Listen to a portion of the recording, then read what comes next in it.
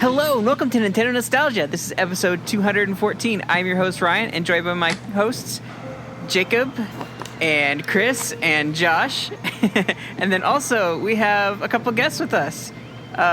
So this is a huge episode. Let me go ahead and introduce our guests. We've got Marty Estes on the show again, returning guest.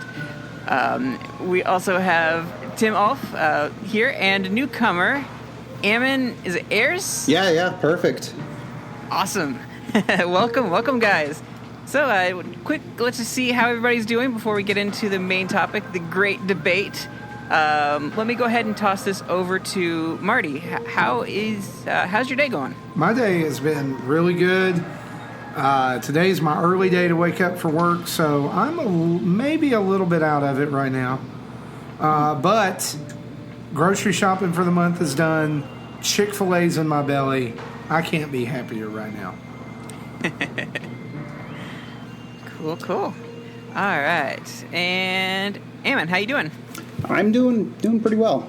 Didn't do too much today. Worked a little bit. I wish I had Chick-fil-A in my belly. I don't, but otherwise very well. I am doing no fast food whatsoever, and so I haven't had anything like that recently, and I'm just like, cravings. All right. So, Tim, how you doing? I'm jealous now because I don't have a. We have Chick-fil-A's, but they're so doggone busy right now because they're so new to Michigan that anytime you try to go there, there's lines. Crazy lines. So, but yeah, I got to try it, but I don't have Chick-fil-A in my belly either. But I've had a good day, even considering that I have a cold. So, but. Tim, I hate to tell you, the line never gets any better. Yep. Ever. It's always going to be like that. You've just got to dive in. I have the app, so I can order it and just go pick it up. So I do have that. To pipe in as well. The Chick-fil-A line is way better than any other line. They've figured stuff out with that company. They should be running America.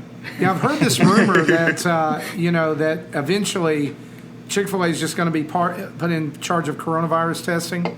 Yeah. Seriously, they should. They just shove the thing up your nose, and you're like, and they're like, my pleasure. Have some nuggets. Hey, give me some chicken minis and a peppermint chocolate milkshake. Oh, dude. This is why we're friends. I get it. All right. Chris, how you doing? I'm doing well. While I don't have Chick-fil-A in my stomach, I do have many specialty pizza slices. So I'm very content. I just did some work today. I just got out of class. Class was really well, although I may or may not have been doing a little bit of Metroid research in the background. So, but it's been pretty good. It's going to be a pretty wild week. So I'm looking forward to having fun with this episode today. Cool. Josh, how you doing? Not too bad. Got some Arby's in my belly here, so that seems to be the thing for our family recently. Like every Monday. What day is this? Monday? Mm-hmm. Yeah, I'm not doing too bad here. Just the normal, everyday stuff. It's not Monday, it's Arby's Day. Yes. You got to look for that Cuphead stuff. And I actually found it. Yeah, quick side note.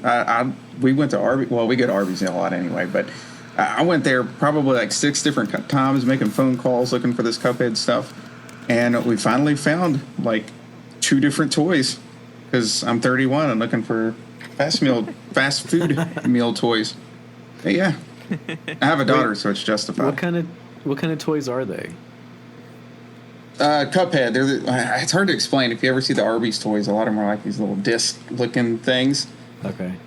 So there's that, and then you can like build the bosses out of these like paper craft things. Oh, that's so that was cool. pretty cool. Yeah, nice. I didn't know they were doing Jacob. Yes. Jacob, how are you doing this week? I'm all right. Just ready to record this episode. Yeah, we're recording. Good. All Let's do right, it.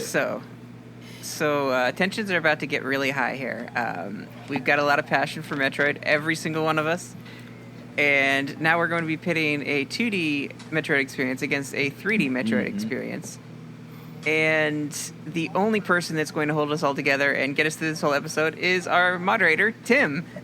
Tim, what do you have for us tonight? All right, gentlemen, and I'm excited to do this. I've actually been looking forward to this since you guys asked me to do this, because I know we've talked about this on Twitter a lot. Marty and I have talked about this a lot, but it's basically, Metroid Prime versus Super Metroid, or you can flip it if you prefer, Super Metroid versus Metroid Prime.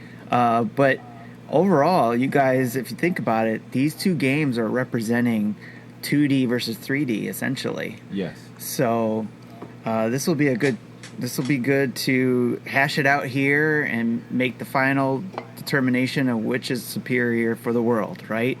This is what we're going to go to the world and say, hey, no more arguing about the topic. This is superior game, and this is what Nintendo should be making their primary game. Right? Is that what we're doing, right? That's the point of it. End all be all. Yes. Super. So there should be a decision at the end of this. Hopefully no ties. There shouldn't be a tie, but you never know. But again, I'm a huge fan of Metroid. I like both games, and when I was asked, hey, which team do I want to be on, and I said, can I be on both? Because I like both. But so they said, well, why don't you be the moderator? So, but with that, I was able to, with that, when you guys asked me that, I was again excited to be a part of this, but I've never led a debate before, so I definitely had to research. Do a little research in that, and also do a little research in some of the questions we would be asking. So with that, I did write down some of our categories and I shared it with you guys when we were discussing this. We'll be covering 4 major topics or categories, and there will be a 5th as well that's a surprise to you guys with some surprise questions that you guys weren't prepared for. So, but the 4 topics or categories are controls and gameplay, graphics and music, experience and nostalgia, and drop the mic section, which basically covers kind of your crossfire, final thoughts type things. But I figured I would call it drop the mic. That's your last, not necessarily your last chance, but that's when you can, say your bit and then drop the mic. But before we get into that, let's do this real quick. I wanted to present you guys with the information that was presented to me, which is your poll, the Nintendo Nostalgia poll that you guys did on Twitter today. You guys asked, if you played them both, which Metroid game do you think is best? Well, of course, we'll read off everybody's favorites in the special debate episode, which is now, and we'll feel free. We asked, you guys said, feel free to leave a comment. And at the time when I pulled this, there was 1 comment. But the poll says that Prime is 56%. Wow. Versus Super Metroid at 44%. Wow. So it's something to keep in surprised. consideration when we're having our little debate here.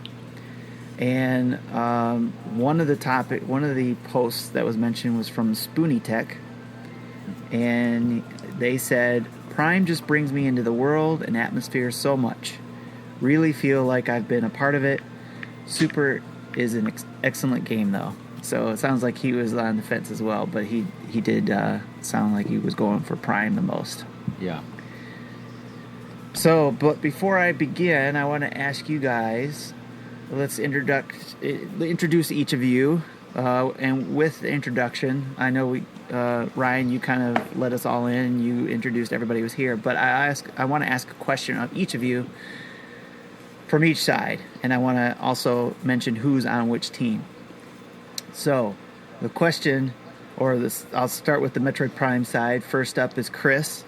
He's on the Metroid Prime side. And Chris, I want to ask you this question. And you guys, Chris, you're the first one, so you're on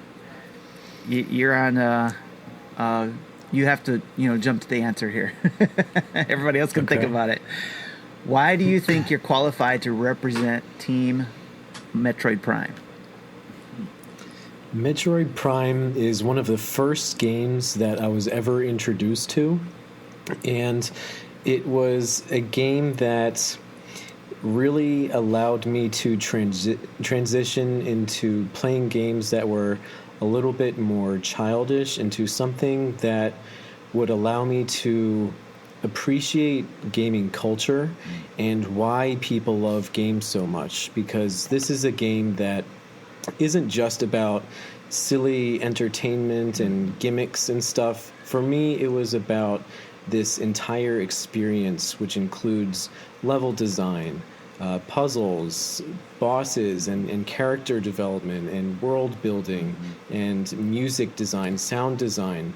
It wasn't just this simple, Garfield racing game. It's this grand adventure that is an experience that stays with you for the rest of your life. So Metroid Prime means a lot to me in that way. Nice. Josh, you're second on the team for Metroid Prime. Why do you think you're qualified to represent Metroid Prime? So for Metroid Prime, first off, I had a GameCube at launch, like most Nintendo systems, and I had never really, despite being a long-time first-party Nintendo fan since as far back as I can remember from the early SNES days, I'd never really played a Metroid game up until that point. So that was the first one I owned. It possibly was the first one I really played, so it was my real introduction to that series. Of course, I did go back and play Super, I think on the Wii Virtual Console for the first time as well, and it is great in its own right. But for Prime, and I guess I'll get more into this later. I just feel like that was what really immediately brought that world to life. Like all I knew before that was basically Samus and Smash Brothers. So to me, that's kind of what I think of when I think of Metroid, or what I want from Metroid. Excellent. Thanks, Josh. Jacob, you're the third member of the team. Why do you think you are qualified to represent Metroid Prime? Okay, so, when I think of the GameCube, Metroid Prime is the first game that pops in my head every time. When you ask me what defined a system, I think Metroid Prime. And for me personally, I had been a Metroid fair weather fan, I guess. I didn't really know the lore, but we had a Metroid game. We had Metroid 2 on the Game Boy. So I had experience just playing a game I knew nothing about over the years. And by the time this game was coming out, this was my first Metroid game where I understood that I was there was real anticipation here. This wasn't just another game to me. This was something I was craving to dive into the world of and experience. As weird as it sounds, it was back then. It was nostalgia getting fed because as a little boy, I'm playing the Game Boy, and you didn't have any Metroid through 64 days really at all. And Fusion obviously was coming out the same time Prime was, but I was finally old enough to realize the depth of this franchise by the time this game was coming out. So there was just a lot of personal hype and anticipation within me, and the game was unlike anything I'd ever played before. Kind of like what Chris said was, everyone knows that my background is from Rareware games mostly, and that style. And Rareware was no longer with Nintendo, so it was a franchise like Zelda and Metroid that really filled the gap when Rare left. For me, it really, that's what started to whet my appetite more than anything. So this game captivated me, and it literally is one of the top games that I think about when you ask what my favorite games of all times are. So especially when we're talking about the GameCube, I think it defined. Even though it sold so well, I feel like the game didn't sell good enough for how truly, truly amazing the game it really is. And I'm here to fight for that tonight. So I bet you are. All right, with that, those are the three members of the Metroid Prime side. We'll switch over now to the Super Metroid side, starting first with going from Jacob now to Ryan. Ryan for the Super Metroid, representing that side. Why do you think you are qualified to represent Super Metroid, Ryan? Super Metroid is my bread and butter game. The game that I play without even thinking. I'll just pick it up. Like, I've got nothing else like I care about. Just I'll play that game. I'll play through it again. I play through it almost effortlessly. I know it like the back of my hand, inside and out.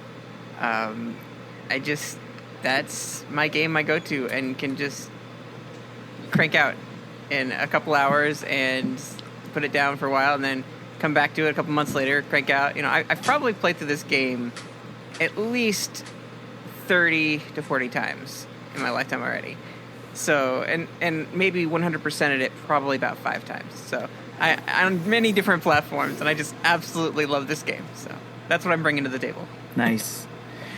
Thanks for that, Ryan. Next up, Marty. Why do you think you are qualified to represent Super Metroid?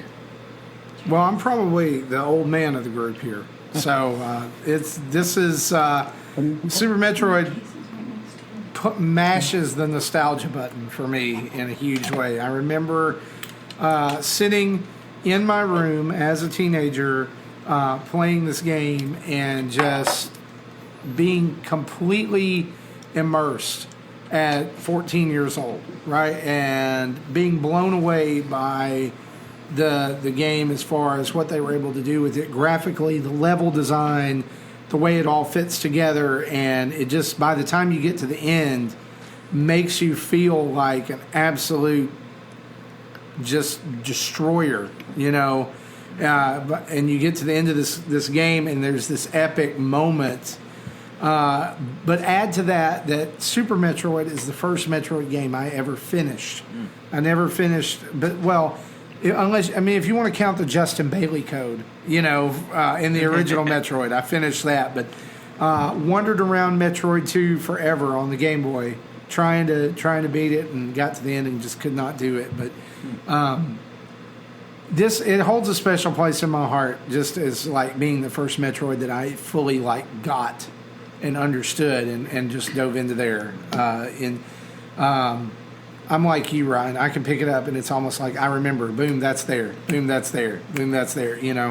Mega Man's my bread and butter, so I get it when you say that. But yeah, it's like this game, no matter the platform, brings back such feelings and waves of nostalgia and to be honest, spookiness. It's a little spooky. Yes. It's a little spooky, especially for a 14-year-old kid who is like staying up past his bedtime, trying to sneak in a couple more hours. Oh, Crocomire and Fantoon haunted my dreams. Yeah. Mm-hmm. Yeah. Excellent. Thanks, Marty. And then third, but not least, sorry, I got to get used to saying your name. You said it sounded like salmon, so Ammon, right? All right, there we go. Yeah, that's it. That's it. Sam and Ammon. Ammon. All right. Ammon, why do you think you are qualified to represent Team Super Metroid? All right, guys. The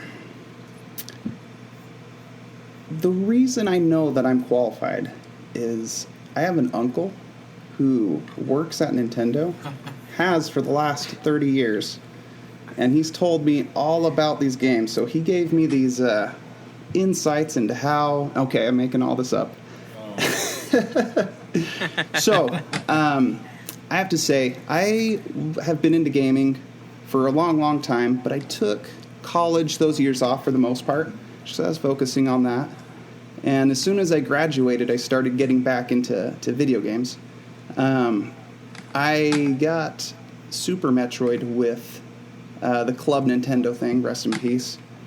And I can still remember the first time that I played it and playing through it in its entirety, just realizing that this game is an absolute masterpiece. Like, Super Metroid, in my opinion, is like the Rembrandt of the video game world. It's And I appreciate it for what it is. It's brilliant. It's beautiful. It's got incredible control to it. It's one of the games that I tell people, like, hey, if you're a gamer, you have to play this. Like, you have to play it at least once so you can appreciate history. Because I feel like it is a game that nobody remembers or knows, and it's one that you can look back at and realize, wow, this is actually a very good, beautiful game that holds up. Whereas NES games, for the most part, they're awesome, they're fun, but not as playable. Or even N64 games, they're a lot of fun and have a lot of nostalgia to them, but not as playable as other generations of gaming. So that's where I'm coming from. That's why I feel like I have a little bit of authority in this regard. Excellent. Thanks, Ammon. All right, that's actually gives us a preview of probably what we're going to hear a lot through these topics and categories. So we'll just jump right into it.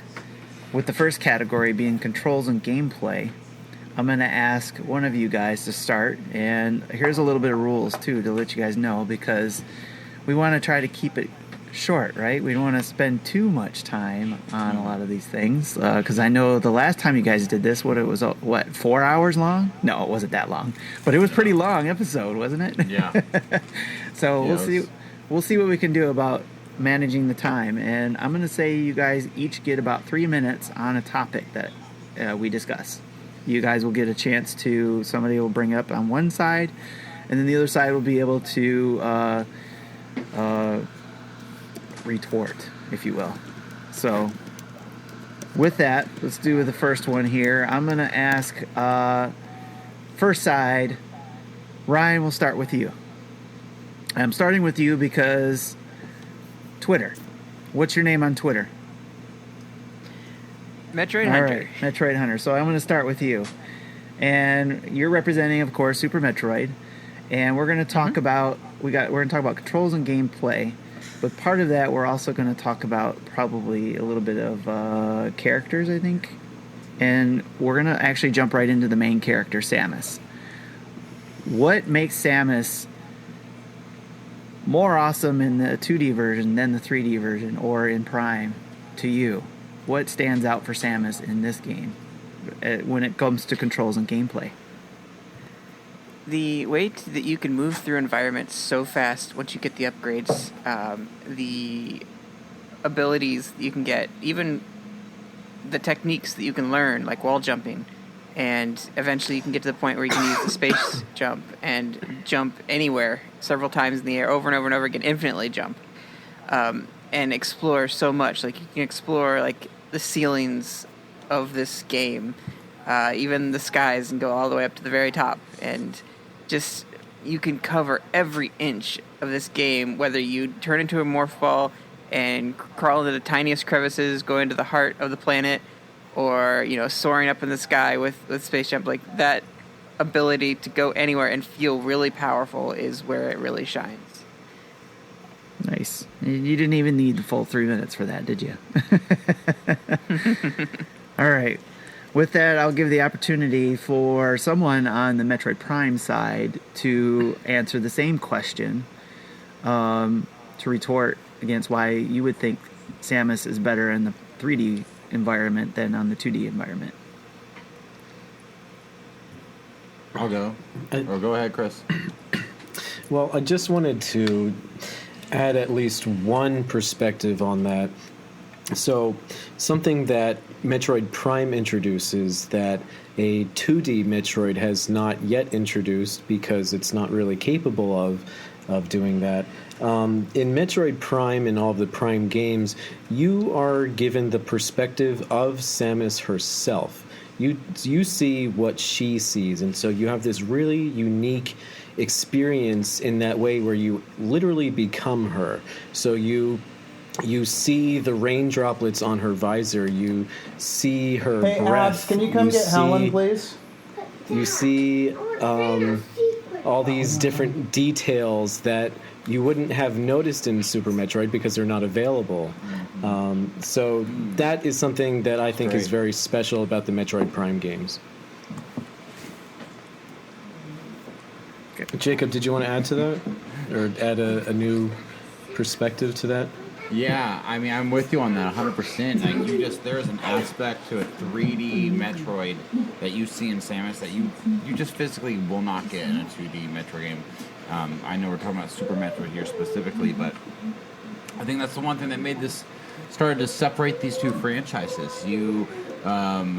This game makes you really feel the atmosphere, and like you are Samus. You're walking her through this journey that you can't really capture that in a 2D sense. And Prime does that very thoroughly, just from the first person view perspective.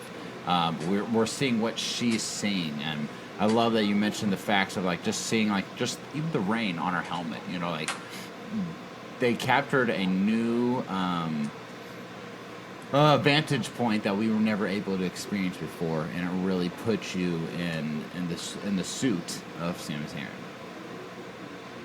If I may jump in there on the gameplay side of Prime in particular, even today I'm not a huge first person shooter kind of guy, but especially back then. But I felt like it was really easy to grab a hold of, but yet there was still so much you could do. Like the morph ball, for one, I think really sticks out on how well they implemented that into 3D and the puzzles that you're able to pull off with it. The level design worked with it well. Even the platforming, which is something I usually don't want to do in a first-person shooter, I think worked out really well outside of the morph ball. Like right now, I've been playing Doom Eternal that came out this year. It has platforming, but it's not bad. But I still think Metroid Prime that came out, like 18 years ago, is still almost pulls that off even better. So I really appreciate it for that and pulling that off in what's essentially a first-person shooter. All right, good one. I mean, your time is up on the Metroid Prime side, but this gives the opportunity now for this Super Metroid side to finish the conversation in regards to Samus in the 2D environment, or in Super Metroid in particular. Marty or Hammond? Yeah, I think that for me that this is the issue that turned me off to Metroid Prime from the very beginning, is that going from a game like Super Metroid where I felt like I had complete and total control of everything that Samus can do, and it was tight and it was well oiled, and everything worked. Metroid Prime at times felt very tedious. It felt like Samus was moving through molasses. The platforming was ridiculously hard to do in 3D. There was, I found times I'm like, why am I having to jump up this giant cylinder to get to the top of this this is dumb. And so when I had this originally for the GameCube, there was a point that I came to where it was just like, I'm frustrated, I'm done with this. And I'd never done that with a game, and it left such a bad taste in my mouth that all the other things that you've said about the game are absolutely true, with like the raindrops on the visor and the atmosphere and things like that. But I was so turned off by the controls of the game. Well, finally I came back and picked it up on the Metroid Prime collection for the Wii and beat it then, but it still took patience to get through that point. We all can't be good at games, Marty. It's okay. Understandable here. Hey, let's play Smash. Hammond, you got anything you want to add? Yeah, I'd love to add something. So I kind of have to go along the edge. Oh, sorry, I'm on mute.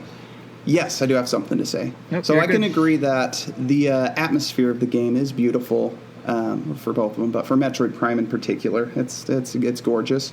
But the controls for me as well, it wasn't as fine-tuned as it could be. It was fine and it was a good working game, but it wasn't perfect. Whereas I feel Super Metroid, the controls are absolutely perfect to a point where anyone can play the game. They can play it, they can have Samus do what you want Samus to do. But what I love about it is the more you play, the more you are able to master the technique of controlling her. So when you get really good at it, you can start doing the wall jumps like crazy. And they're not easy. If you know how to do a wall jump, they're still not easy. Right. But you can master that, and you can get really good at it. It's the controls are not cheap. You don't feel like you're being cheated by the game at all when you're controlling them. And I just have to say that the controls are near perfection in that game. Excellent. All right. Well, that I had to start off with Samus because, being a main character, I didn't want to save the best for last. I just wanted to get that out of the way because she's the main character. But the opposite of Samus is, of course, the enemies and bosses that she fights. And we wouldn't have a game if we didn't have that, right? So this time I'm going to start with Metroid Prime side with Josh. What can you say about the gameplay when it comes to enemies and bosses in Metroid Prime?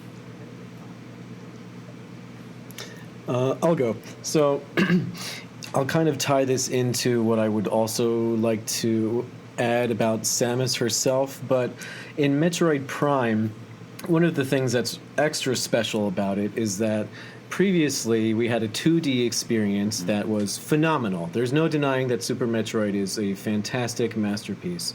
But when, it's as good as it can be in a two-dimensional space. But when you bring an entire epic adventure game and you add an entire new dimension where you go from 2 dimensions to 3 dimensions, and Metroid Prime fulfills its entire potential in that entirely new triple dimension, that blows it out of the water. That makes it a much better game. So when it comes to the controls as they relate to enemies, this new dimension opened up a whole new realm of possibilities where you can now go around an enemy and you can shoot an enemy from behind or from the side, right.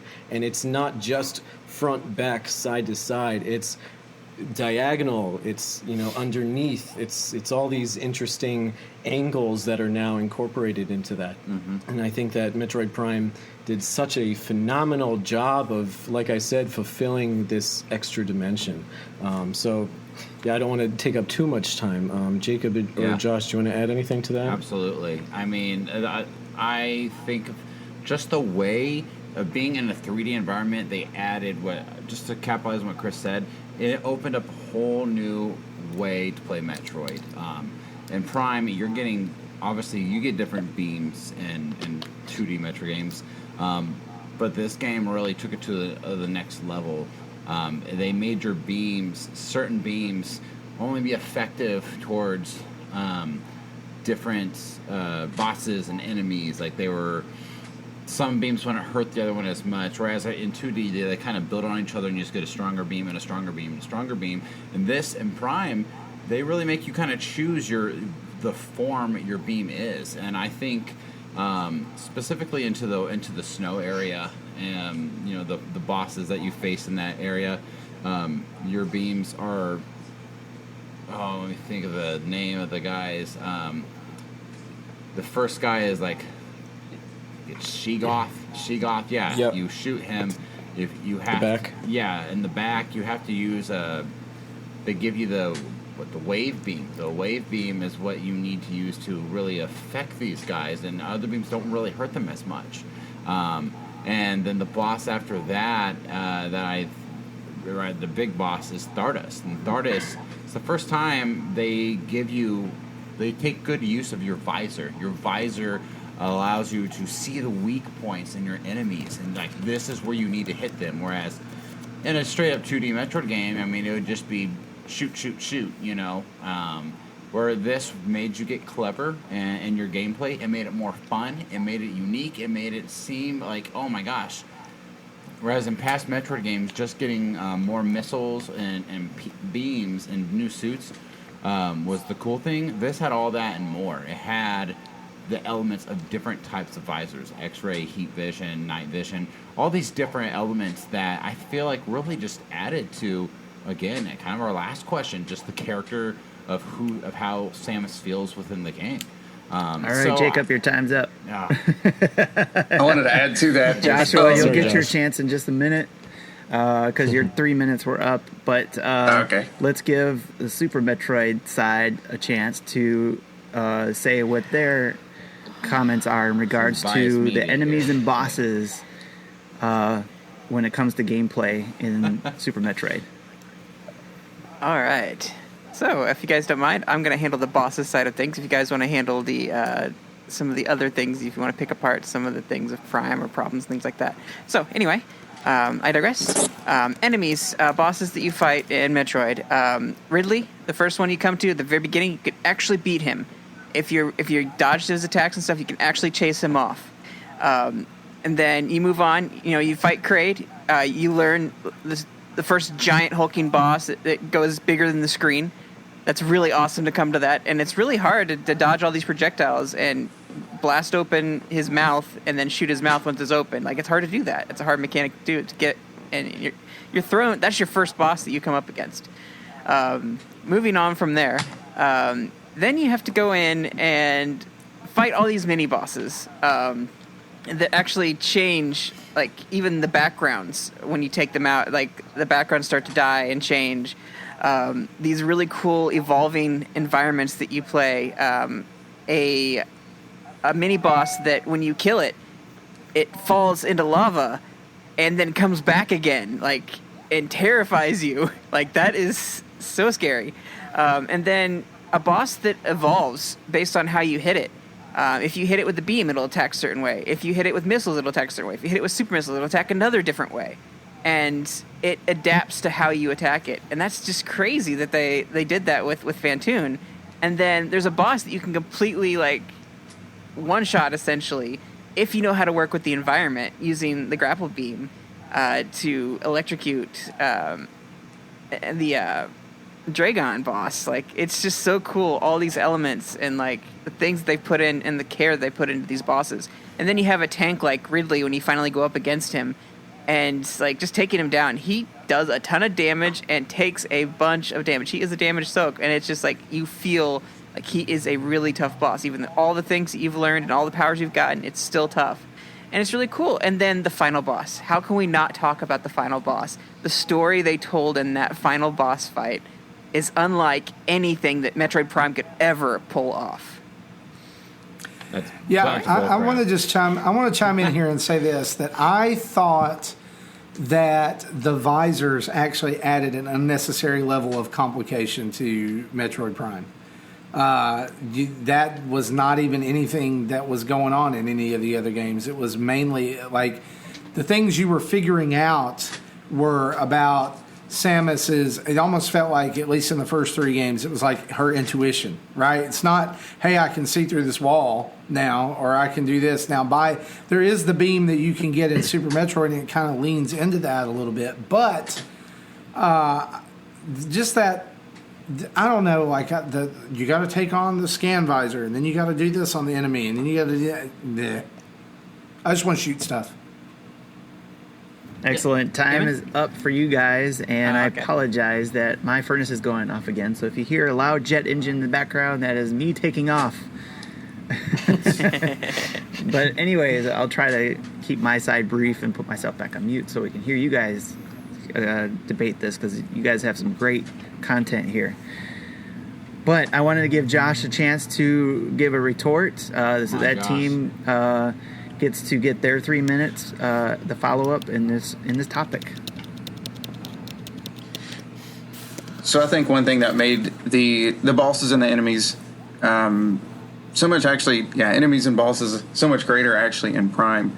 Well, I appreciate what Super had and the callbacks to what was in, like, the first Metroid game and Metroid. Well, I don't think in 2 so much, but with Ridley, Kraid, and that sort of thing, I really do appreciate that. But yeah, I don't think it could scale up to what Prime could offer with its larger bosses, its 3D world. It's just sort of the nature of the 3D versus the 2D. Now, that might not be fair, but I think it's just kind of what it is. And I also appreciate how I think Prime's bosses are a little smarter on how you have to go about them. Like, some require a little bit more of a puzzle. It's nothing like frustratingly difficult to figure out what you have to do necessarily, but it takes a little more effort. Even near the end with Ridley, which is a little bit more of just a focus and shoot, a particular angle and all of that, it goes on for a good bit. Like, it's a good fight. It's not like you run in, you blast them with a couple missiles and it's done, that sort of thing. But kind of lost my train of thought with that one. But I just appreciate on how much thought you have to put into it. And if you can't figure it out necessarily, if you are a little bit lost, you can stop there and scan it, which you can get a little more info on the world. You get little sort of blueprint. I don't know how else to describe it. Almost like outlines that look like a blueprint of different enemies and things like that. That'll tell you more about them. Some of it would be helpful. Some of it's just for world building. And I really appreciate how they pulled that off. And again, in a 3D environment so well, which was completely new to this series at the time. Beautiful. And you guys talked about this a lot when you guys were both of you guys, both sides, I should say, both teams. Kind of leads us into the next category, which is graphics and music. Hey, but before you do that, can I say a couple things about the enemies and bosses? Nope, we're out of time, so we got to move on. Fine. Time to move on.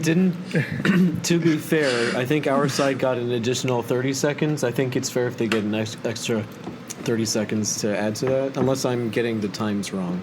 I got my timer going. Oh, so I can go? Okay. So I want to say these about enemies and bosses for Super Metroid. This game does an incredible job of just dropping you into a situation. The atmosphere is incredible. It's crazy. It gives you the goosebumps. One moment you think you're getting a missile, and then the statue turns into to one of those bad guys and starts fighting you. Or let's not forget about Crocomire. The enemy you have to fire and blast away into the lava, and just as you think as you're done, you're walking away. There's the huge jump scare that it freaked me out the first time. And I just have to say, the atmosphere, the level design of the game is incredible, setting you up for bosses. My last point I want to make is a fan tune going into the abandoned spaceship. For me, I was so confused, like, what's going on? I want to know the backstory. What is this spaceship? It's not supposed to be here. And I wanted to explore, but you can't because the ghosts just keep appearing until it forces you and deadlocks you into this room where you have to fight Fantoon, who is not an easy boss for someone trying him for the first time. Those bosses are, hands down, some of the best bosses in gaming, period. Nice. More so than Prime. So, All right. No more. Can't do that anymore. You're breaking the rules, dog. Got it? No, that was good. All right. So, Like but a real this debate. we are going to move into the graphics and music because you guys touched on it a few times in both what you guys talked about, why you can represent these games, and also in regards to the controls and gameplay. But basically, we're going to start again. We're going to go start this time on this topic with Metroid Prime side. And the question is, overall, which game, obviously you're probably going to go with the Metroid Prime, but which game's graphics is just as important as the story? Well, for Metroid Prime, the world around you basically is the story. And the same, I mean, I guess you could say the same about Super Metroid, but again, if we're dealing with 3 dimensions with more detail and this extra dimension fulfilling its potential where every nook and cranny is literally filled with some kind of detail to add to the story behind that world, I think that Metroid Prime's world tells you that story. And again, if you're not sure about something, you do have that ability to scan something in the world, and so that ability to scan an object in the 3D world adds that extra dimension of the story to the graphics in the world around you. But something that I think Metroid Prime does a little bit better than Super Metroid, because this is definitely something that Super Metroid has. It's these extra details in the world around you. When you're walking outside and you notice these birds flying above you, or you can you see like bugs crawling against the wall as you're walking past a corridor, or this plant that has this unique behavior. Super Metroid had this a little bit, but Metroid Prime just has so much of it in spades. So for me personally, I think Metroid Prime totally nails that cohesive relationship between graphics telling the story of the world that it's in. Well, Prime had a more realistic take on the series from a graphical standpoint, and in a fairly early time in 3D gaming. It wasn't quite to HD and that sort of thing yet. I think it did it very well, and I think it actually still holds up in its own way today. I think it sort of has a style to it. It's not stylized like something like Wind Waker, so to speak, right. But I think with its realism, they almost went about it in a way that they knew their limits. So I don't think it's one of those that looks real funky to go back to now, like a lot of 3D games can from that time, or in the 64 time even. But I just think the way they pulled it off, and with the lighting, where you can go, down in a dark cave, but then you can also be in the snow, and things are just a little brighter. Mm-hmm. It still keeps its theming. Just about every Metroid game is fairly dark, but I think it all blends together really well and brings together that one cohesive world. And again, to be fair, Super Metroid, I think there's nothing necessarily like ugly about it, so to speak. I just don't think it quite provides the same interesting look that Prime does. And if anything, I think it actually is just a little bit too dark. That's just sort of my thought on it. It almost is a little bland, but yeah, that's just my take. I just want to throw this in. I know we're running out of time, but I think the Metroid Prime world is much more believable, whereas in Super Metroid, it's very beautiful to look at and has these cool color combinations, but in Metroid Prime, you feel like it's a living, breathing world and that it's something that could actually exist somewhere in some kind of universe. All right. Super Metroid side. Yeah, so I just got to say, guys, we're comparing a GameCube game to a Super Nintendo game. Super Nintendo doesn't have the same kind of graphics.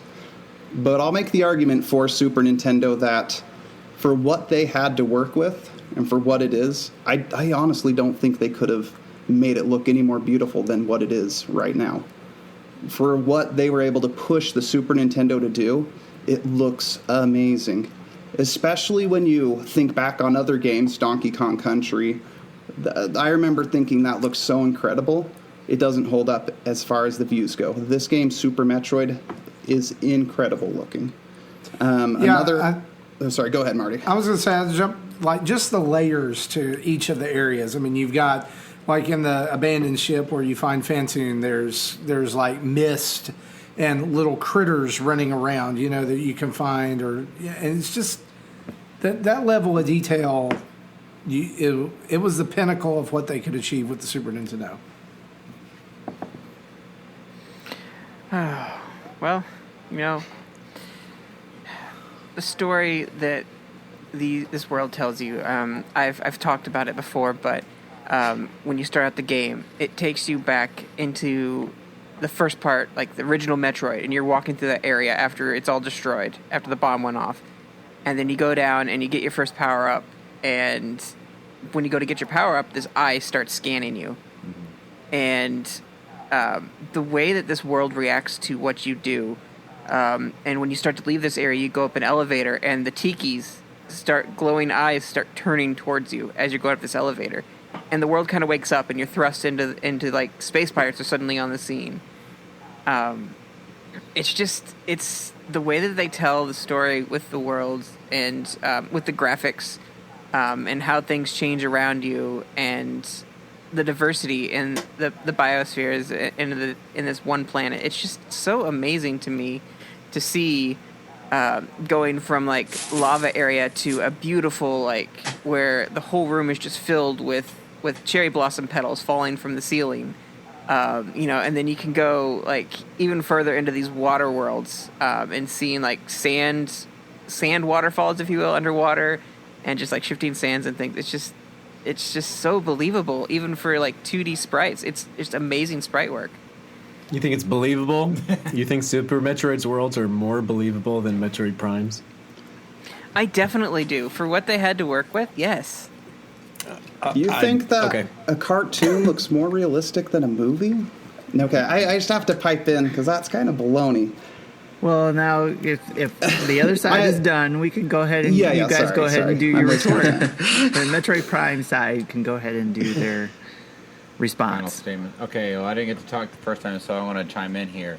I mean, I don't, first off, I think for the record, we all agree, and that's what makes this a debate, is that Super Metroid does do what they did very well for the Super Nintendo. It looks great today, but that's just the facts of why we think 3D is better than 2D, is that 3D you're able to get more out of what you really want to see in Metroid, like the environments that they put you in Prime, and the fact it's all about that scanner. That was the big deal with the scanner. You had to scan the environment. You could see a corpse of a dead space pirate or some kind of animal, and you scanned it, and it told you details about what happened to this thing, which led to a foreshadowing of what was to come. What creature was right around the corner that you're kind of searching for here? Like, what happened to the ruins of this area? Why is this place in ruins in the first place? So you scan the Chozo statues and their tablets, and you scan computers of the space pirates, and they all have little tidbits of information that connect you to the overall story that makes you want to know more. I want to know why the space pirates are here. I want to know how this connects to the story of Metroids in general. How this connects to Mother Brain, because if you look at the timeline where Prime falls in, it falls in between the other mainline games. I think Prime really just gives that whole new element to really help. It was in our hands to fully understand the story by searching for it, and that's what you would do in real life if you were scanning an area and you had to do your research and figure things out. It was kind of like being a detective in a way. So it makes it more fun. Go ahead, Chris. No, I just wanted to add to what you're saying, Jacob. I completely agree with you, but what Jacob is saying is just optional. So what was just the standard in Super Metroid is also there in Metroid Prime, but with the addition of what Jacob's saying, this scanning of the story and the items around you, it adds this entirely new, not just gameplay element, but story element, which wasn't even there in Super Metroid at all. So, again, Super Metroid just doesn't have it. Right. But another thing I wanted to bring up is that Metroid Prime, I feel at least, introduces you into how to actually play the game a little bit better than Super Metroid. Super Metroid does a great job with this, but I found it to be just a little bit obtuse.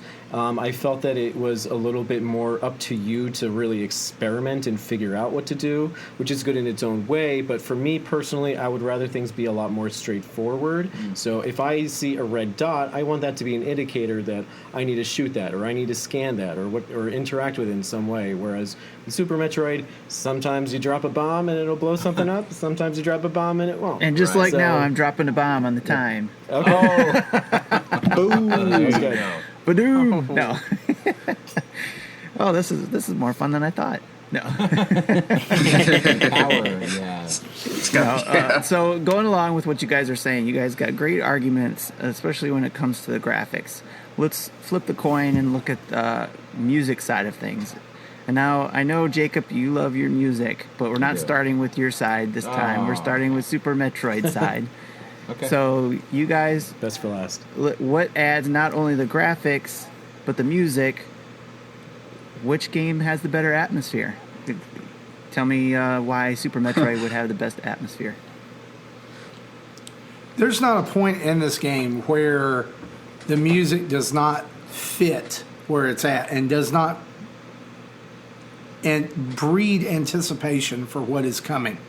Whether it's that the laid back kind of that bassy groove of the forest area, where you're going to find Kraid, and the like the piranha mini boss, piranha plant mini boss type thing, or when it gets down and you're in Norfair and you're hunting Ridley, and it's this epic, kind of pumped up, throbbing music there. It's just there, and even in those moments where it gets really quiet and it makes you like, oh, something's about to happen here, right? Like something's coming, and the down to I think my favorite, like the most memorable part of the game as far as soundtrack for me is the final fight against Mother Brain. Just when she wakes up and there's that, and it's like it's drumming up, and then there's this. I don't know how to describe it. It's just it sets that like I think everything in this game just goes hand in hand so well. It's graphics and control and music that sets it all. I don't know who said it earlier on our team, but it's a masterpiece. I'll be brief, and I just want to say that the emotion that this music evokes is raw and real. The forlorn Meridia, the creepy as all get out wreck ship, the boss music right when you get you're thrown into a room and that music that plays strikes fear in your heart. It's awesome. Yes, that to play off the Mother Brain, that music is just intense and crazy. And just when you're about to die, that very special moment where the Metroid comes and saves you, the music turns to Samus's main theme. You're going to win at that point, and you're just, endorphins are running wild. And even just the end, the music changing, the last 10 minutes of the music from that game are just incredible. And I just have to agree with Marty that the music matches perfectly. And I'll say it again, I don't think they could have done the music any better. The soundtrack they have for Super Metroid, perfect for that game. Also, Metroid Prime's choral is awful. Just well, that can start right into what Metroid Prime team would like to add to music and the atmosphere of the game. Go for it. Yeah. We just covered Super Metroid on our show a few weeks ago, and I said on that show, my hot take was I don't think the soundtrack for Super Metroid's that great, and I really don't. I think some music's out of place for the areas that it's in. To me, it doesn't capture what I feel that some of the areas should be. Not all. And as a matter of fact, to give you guys some credit, some of the Super Metroid music is such a good staple that it's remixed for Prime in areas, so they use it in the Prime game. But just going back to what did Metroid Prime try to do in general? They were all about the atmosphere, and Metroid Prime took on a more ambient feeling. It has, I think Chris's background speaks for itself. That's the first area that you go into that kind of gives you this wow moment. You walk into I hope I say it right, Pandora Drifts, or not Pandora. I forget, sorry. Phendrana Drifts, sorry. You walk in. Well, that's the ice one. That's not the first one, but it's, doesn't matter. It's that area. Everyone knows what we're talking about. But you walk into, like Talon 4, the first world? Well, I'm talking about Phendana Drifts. Okay. Because it's just it's this breathtaking open world that you walk into. Open world for what that time had to offer. But it was massive and it was beautiful. It was snowy. It was white. And the music that they put in there is just... You totally feel like you're on another planet. I mean, again, we talk about feeling like you are in Samus's bodysuit. You are who she is, and you're going through what she's going through. The music up and down through that game, from each area that you go to, that was the key, was ambience. It wasn't necessarily about melodies all the time. Now, I will say, when you talk about some boss fights, dude, I think we all can attest that the Space Pirates finally got a theme that really gives you an oh crap feeling when they're around. The Space Pirates, I don't want to do it because I don't want to embarrass myself, but they got an awesome theme song that when they were lurking and they were moving in towards your area, it would have a little, the kick drums would start and it would just start playing on the hi-hat. You knew something was lurking and coming around you. And then when they finally appeared, well, especially when they could come and they were invisible and they could appear and attack you out of nowhere, their music makes my heart race and my blood pressure spike. And because they ambush you all the time in the game. So I feel like this game did a great job with the ambience, but also did a great job at introducing different enemies and when they were in your area and when they were coming after you. I think with oh, go on, Josh. sorry, You got I was 20 gonna say, seconds. I think when it, I don't. I think with the atmosphere, I don't know if any other game does it better hardly than Metroid Prime with the music. As soon as you land on the Talon 4, and of course you've got the rain, pouring on the visor and things like that. And again, the music fits with it so perfectly. And especially I love the last boss theme, how it just remixes that main theme, just in a new rockin' way. Same with Ridley's theme there. But even outside the bosses, it's just so, like Jacob was saying, it just got this ambience to it. But it's all unique, depending on which part of the world you're in. I wish I had a soundboard so I could play certain haunting music when the time is running out and stuff like that. That'd be nice. So you guys could hear it. That'd be nice. But I don't. I'm not Yeah, Jesse. Sorry. I don't have his equipment. So, but Ryan, it's okay to be wrong with about you the guys, theme, by the way. So now that the Super Metroid side got to hear Metroid Prime side, you guys get to say your final words before we move on to the next topic or category. Okay. Any so final what things? Go ahead. Yeah, what I would say, I'll make it short. The music in Metroid Prime is really good. I'm not going to argue that. I think the Super Metroid music is also very good. I do think it's a bit more iconic. When you hear Super Metroid's music, you go, oh, this is Super Metroid. If you're listening to Metroid Prime, you're going, oh, I must be listening to some sort of space music. That's the argument I'll make. Ryan, Marty, any last words? No, I think said it well. All right.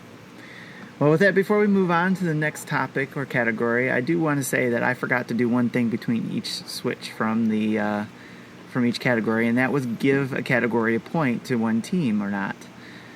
So I will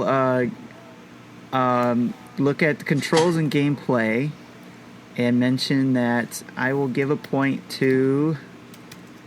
You guys had some valid arguments. I'm looking at some of the notes here. So Samus and the enemies, Super Metroid versus Metroid Prime.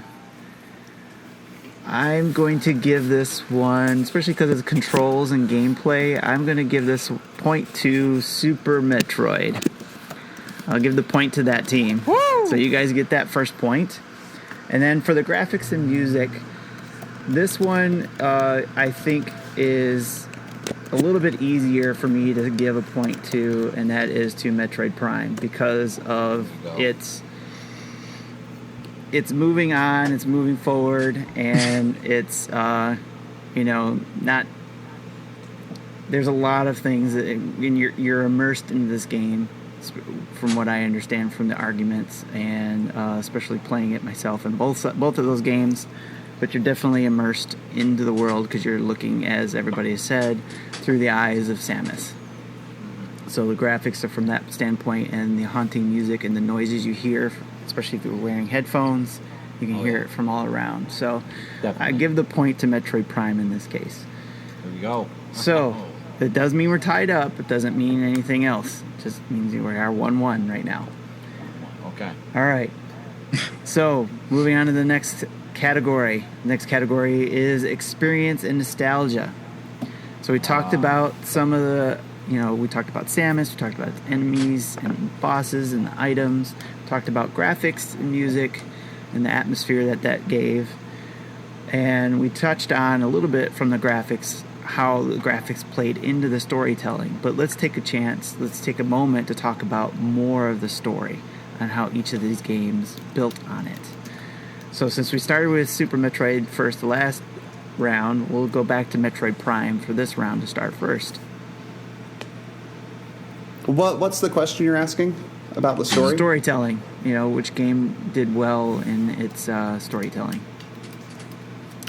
Make a convincing argument. With Metroid, Josh? with Metroid Prime in particular, I think it had been somewhat mentioned before. it's got its main plot. It's got where it sets you up at the beginning. It's got its ending, all of that sort of thing, like pretty much anything should. But it also has a lot more than just about any other game still that I can think of.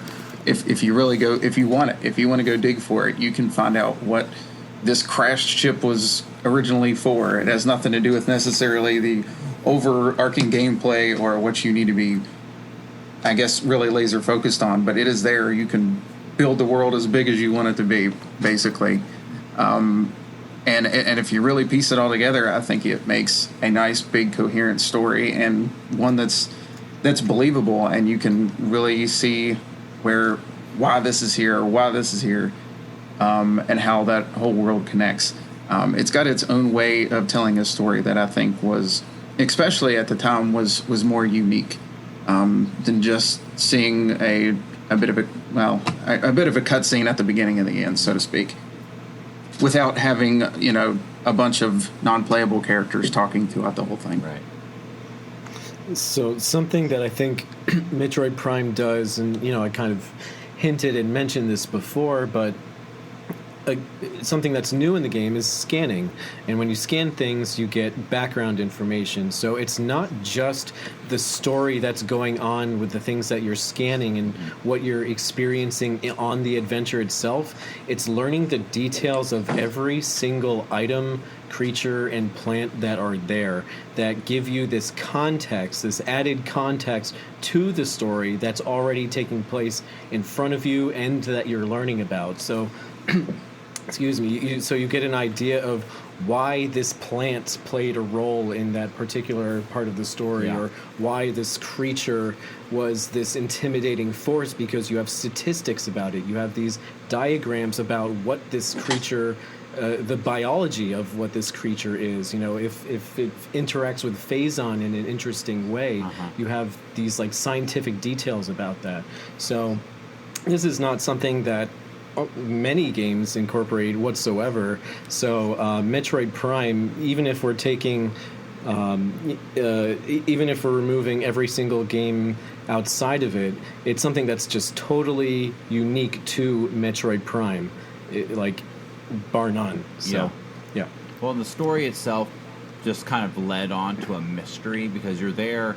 You start up in that spaceship and you're kind of figuring out what's going on, and that the wreckage of that ship down is underwater. So the story starts to build upon itself, and you're wondering, like, how are the space pirates involved here? And the story gets deeper and deeper as you go on, and it becomes a lot more than just hunting a Metroid. And so I just love the mystery aspect to the story. All right, Jacob. Let me ask you this question, and I'll give your team another 3 minutes to answer this, and then, of course, the Super Metroid side, you guys will get a chance to answer both these questions as well. But this question is how does the story play into your nostalgia for the game? Oh, man. I guess let me understand the question properly. Like, you want to know my specific nostalgia, what I think about this game with the story? Yeah, how did the story, when you played this game, how did it play into this, you having nostalgia for the game? Okay, well, first off, I got it for Christmas, so that's always a big deal. Christmas games, I think, have a higher memory bank for me for nostalgia. And second, I remember getting sick when I had this game. I got a fever that Christmas, so I remember fighting the parasitic, the queen on the opening scene in that level, and it all just sticks to my mind from those experiences there. But no, I never played a first-person shooter like this, and it wasn't just straight-on first-person shooter. It was, what we talked about, it was about exploring this world, and you were more than just shooting your gun. You had your morph ball. It was about you upgrading your suit and adding all these special abilities to it. So combining it to, I said this was the first Metroid game where there was substance to what I wanted to hear and learn. I wanted to know more about this world. I wanted to know why was I here? What the heck is the Metroid Prime? Why is it such a big villain? I wanted to know, as a fan, more about Mother Brain at the time. Like, I wanted to know more about her, and she wasn't even in this game, which added again to my interest of, well, how do I do a Metroid game really without Mother Brain being involved here? So that's how it affected my nostalgia for the game. Again, it goes back to what I just said last time, the mystery of the game. It kept getting deeper, and it just wasn't a straightforward path on figuring out the story. So that's for me. What about you, Chris? For me, like I mentioned before, it's one of my first personal game experiences. The GameCube for me is one of my first consoles. I was kind of late to the N64 game, so for me, GameCube was a fresh new, this is my system experience. And I'll never forget it. Metroid Prime, I believe, came out November 18th, or at least that week. And for me, the autumn is a very magical time because, the surroundings, what am I saying? The foliage is very colorful and beautiful. And so this more mature look that was happening on the outside was kind of reflected into the maturity of the game in that way. Mm-hmm. It's a more mature adventure game, and so for me it was a fresh, first person adventure game, which was unheard of at the time, and in a series that was so special to all Nintendo fans. So I was just so thrilled to get into it and experience what I had just at the time realized was a critically acclaimed game. I didn't know what that was at the time. I didn't know some games could be like better than others, and for various reasons. And so while I was playing it, I was more like cognizant of those factors, like why this is so much better than just some silly, some silly game that was out at the time, like Shrek Party or some crap. Whoa! Come on, man. It's not damn Shrek. I just have to add to, this was the first time we got to see Metroid in a 3D environment. I mean, everything in the past was 2D sprites.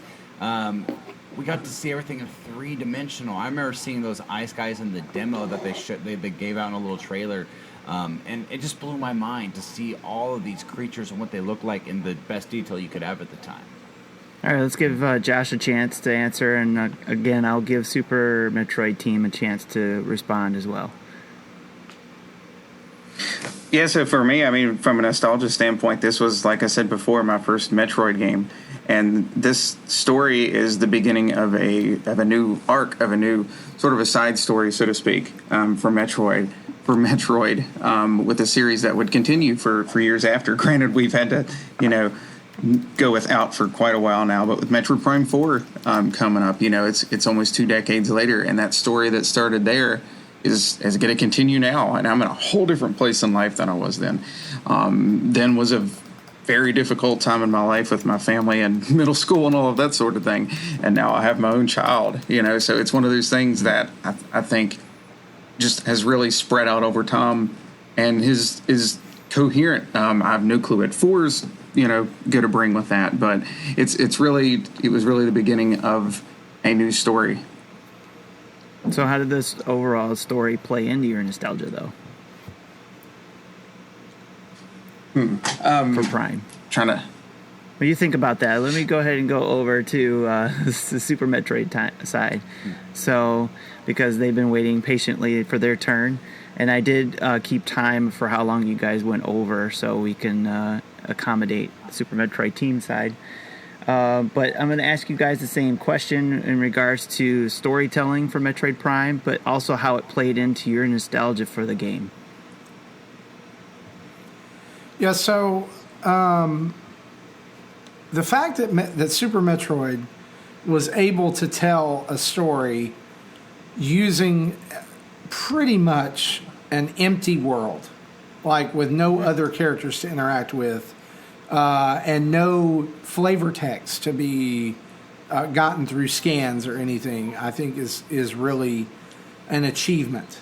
And the fact that you end the game caring about 3 creatures that you had seen throughout backgrounds throughout the game and wanting to help them escape while the planet is imploding around you, I think tells a testament to the story that's being told here, as well as those final moments with Mother Brain and the baby Metroid and different things like that.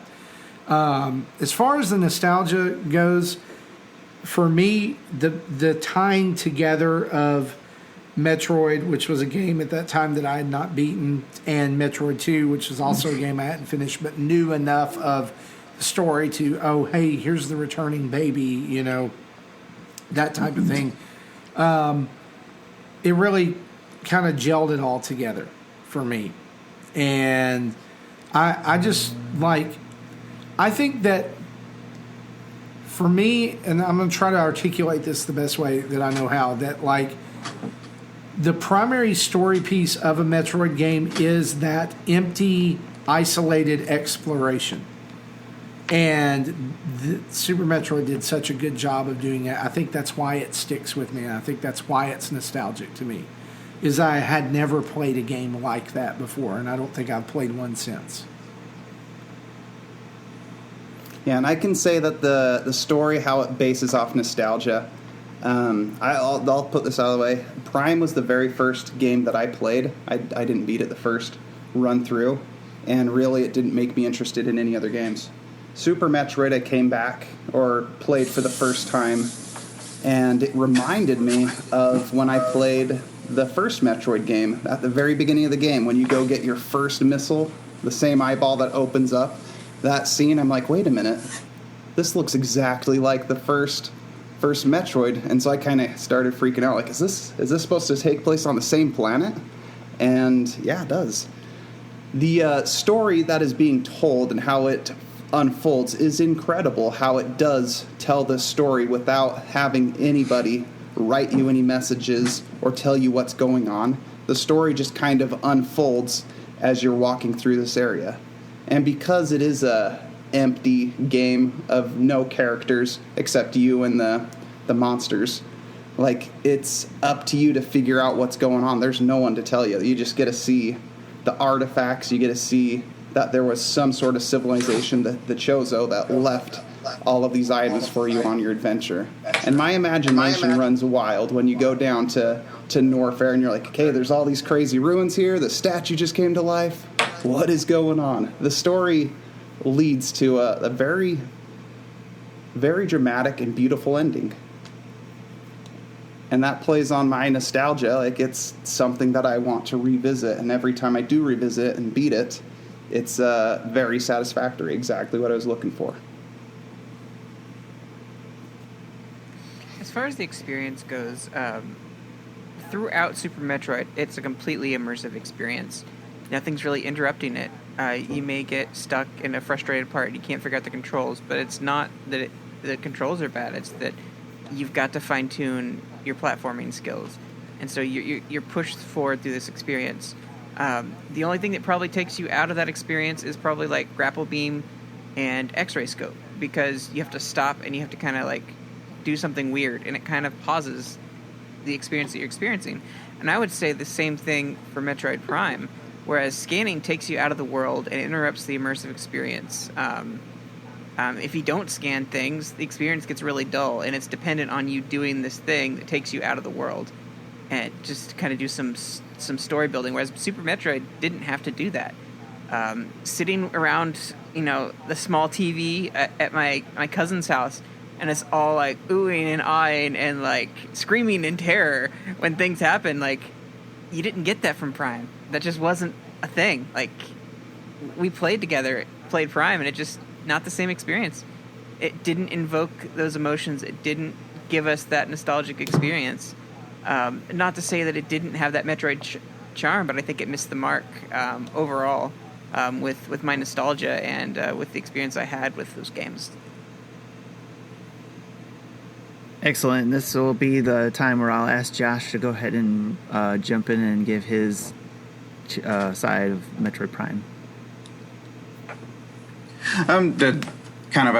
Sorry about that. To understand the question a little bit better with the nostalgia side of it. I think it. I'm trying to think of a good way to describe it. Again, just kind of what I was mentioning earlier. I think it's one of those that, especially where it's been continuous and it had that build up with Metroid Prime 1. I think it would really set the groundwork for something that could last. There was a lot of mystery to it, and you could go through it. You could go through it without scanning anything completely, and you would still get a coherent story that all tied together. And I think one that would even make me want to continue throughout the game to see what happens by the end of it. Again, the scanning, that little extra there, I think just adds to that, and it makes me want to see that same sort of storytelling even back for 4. And to be honest, really, I thought it was one of those things that I was actually really impressed how it didn't feel like it was taking me out of the experience, where, you know, it wasn't like necessarily having to completely pause and go through a menu. It was actually part of her visor that I was able to scan, and it was, you know, uploading to her suit, so to speak. So it all still tied together. If that makes a little more sense for the question. Yes, thanks. I apologize if it was a little confusing. For me personally, I guess it kind of goes on with, for me, nostalgia-wise, is I think, I forget which one of you guys said it, but I didn't beat the first games. I think it was you, Marty. I didn't beat, Metroid. I didn't beat Samus 2 on the Game Boy. I played them. I tried to beat them. They were hard for me as a kid, so it was like, okay, these are cool, but I didn't play it to that extent. And I played mostly through Super Metroid, and then what really got me into it was playing on the Metroid Prime, which got me, because of the story and stuff like that, for me, understanding more of the story through Metroid Prime. So, and for me, it was nostalgic because of my oldest son. He had the GameCube. It was his, and I started playing more games on that, and that's why I got into Metroid Prime, because I remembered my Metroid game experiences. So that's how I felt it was nostalgic for me, is because I started feeling like, oh, this is awesome. I can play Metroid again, get a feel for it, and that's what got me into some of the other 2D games back on the Game Boy Advance and stuff like that. So I think with storytelling, and there's probably more deeper nostalgic pieces to that, without taking too much time, because I wanted to make sure we touched on nostalgia, because after all, this isn't Nintendo nostalgia, right? So I wanted to make sure we had enough time to talk about that and bring that up in experiences and nostalgia. But again, this is a hard section for me to be able to give a point on, so I'm going to ask one more question to kind of help me make a decision on where the point's going to go for experience and nostalgia, and that is the challenge. I want each team, and I think we started with Metroid Prime first, so I'm going to start with Super Metroid. Tell me about the challenge of the Super Metroid. How much of a challenge was this a game compared to Metroid Prime? Let's put it that way. And then, of course, Metroid Prime, you can think of it in the opposite way. I'm going to say, you're saying how much of a challenge? I would definitely say Prime is a bigger challenge, just because you got to pop some Adderall or something to get you through all the scanning and texts to get you through to the end of the game. Like I said with Super Metroid, it's a fair game. It gives you the controls, and you're not gonna feel cheated as you play and controlling them. But it's a challenge, and you have to get good at it to get to the places that you need to be, or to get more items to fight Mother Brain with more missiles. Super Metroid is the perfect game to cut your teeth on platformers and to learn the mechanics and get good and grow in that environment. And even more so if you have some kind of guide that walks you through things nowadays. But it's something that helps you build those fundamental things that'll carry you through the rest of platformers that you'll ever play. That's kind of something I say that they did really well with that experience. And so the challenge in that is kind of learning in this silent environment how to control your character, and everything is tight, so it's not like it's going to be unforgiving.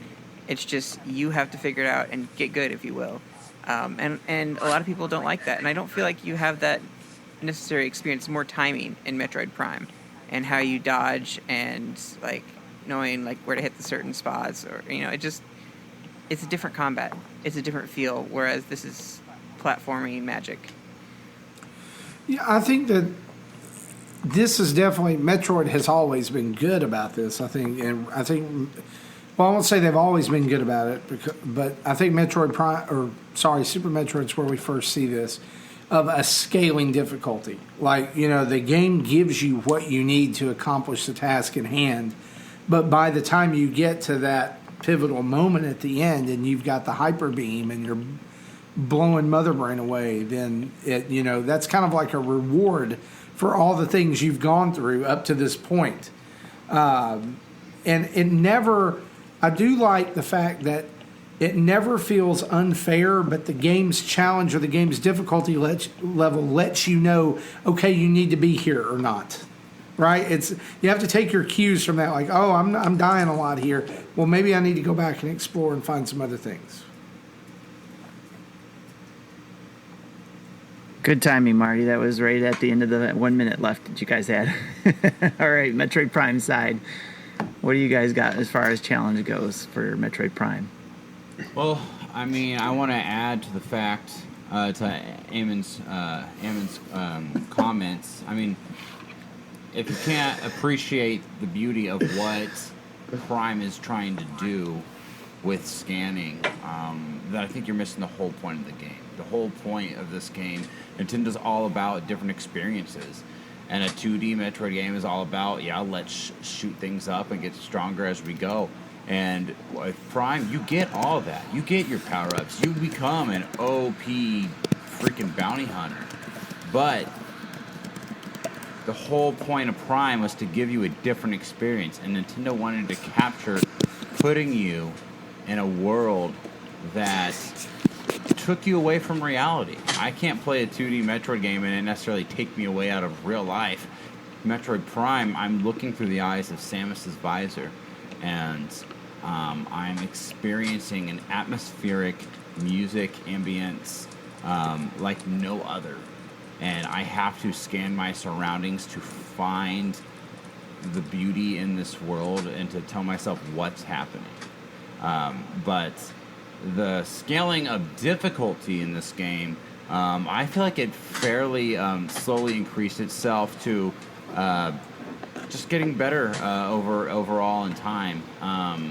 It gradually showed you with each area the up next, kind of like what you get in a Zelda game and in the 2D Metro games. With every upgrade you got, the difficulty scaled up just a tidbit in that area. The item you got in that area really helps you tackle new obstacles and issues that you run into.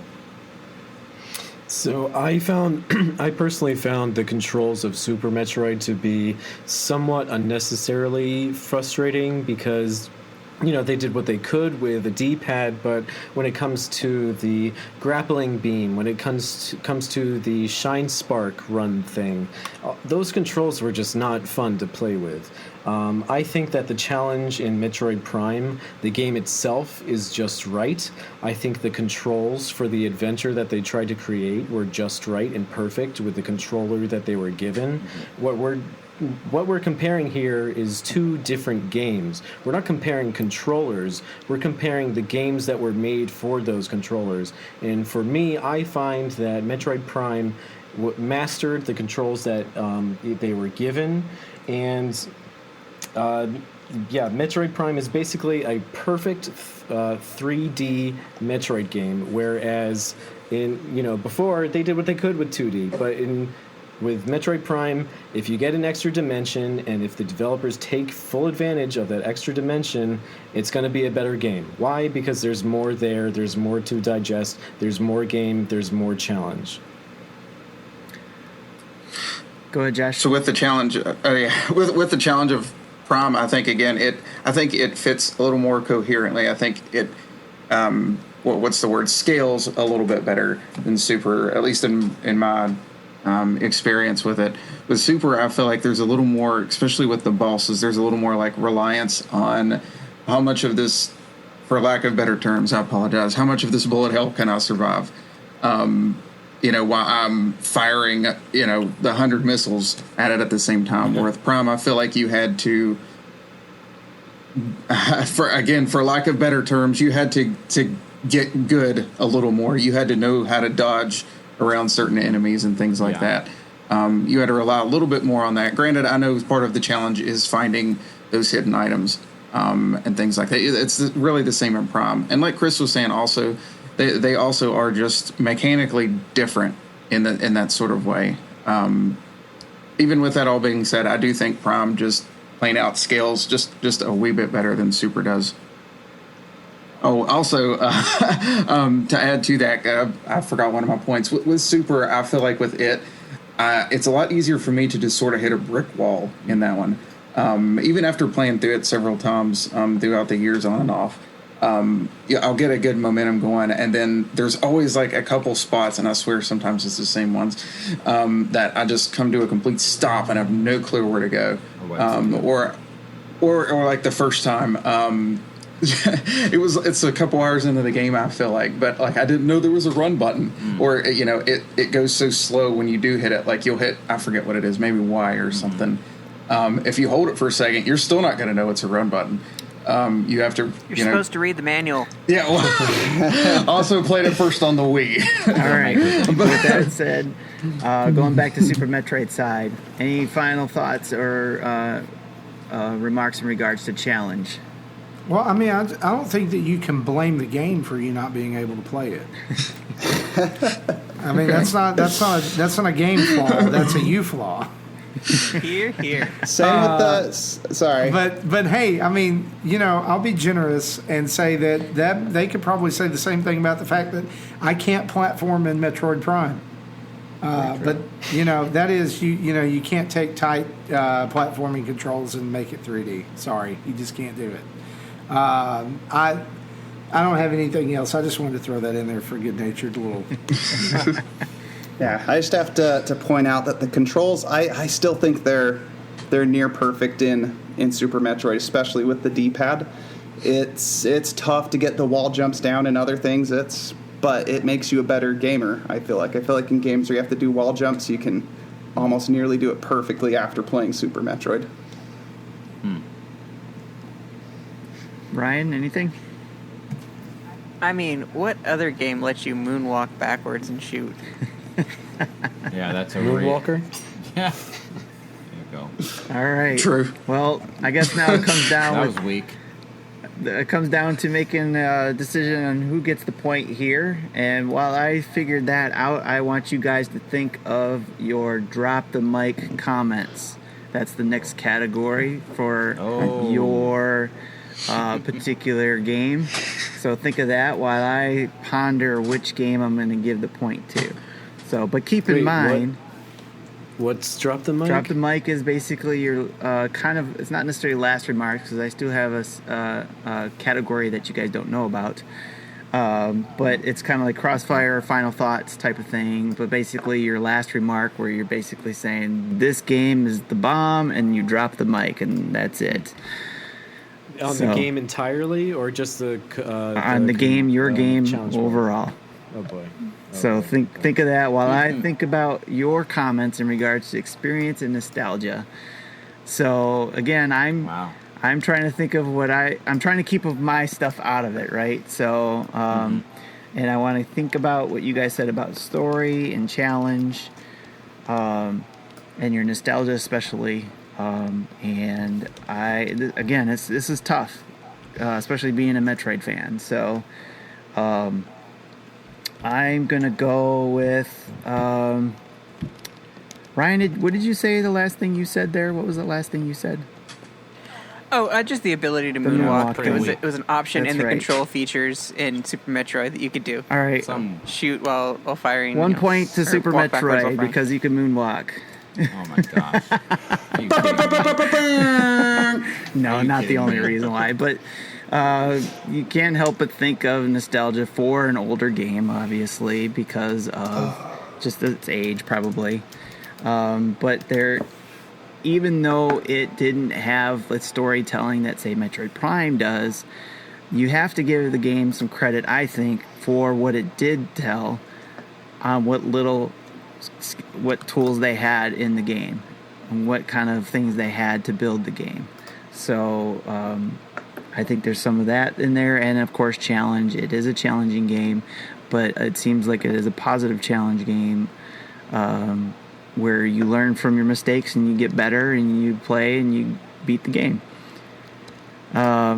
So with that said, it does mean that the Super Metroid does take the lead with 2-1. But you guys get the opportunity to drop the mic. Doesn't mean you guys will lose if one team does get the point over the other, or it doesn't mean there's a tie, because there is another category afterwards. So keep that in mind as well. So let's go with drop the mic. So I'm going to do... I'm going to flip Dark Samus here and see how it lands. And if it lands on her back, or its back, then it means Metroid Prime goes first. If it lands straight up, then that means Super Metroid goes first. You guys ready? I know you guys can't see this, but I'm just going to flip it, hopefully not break it.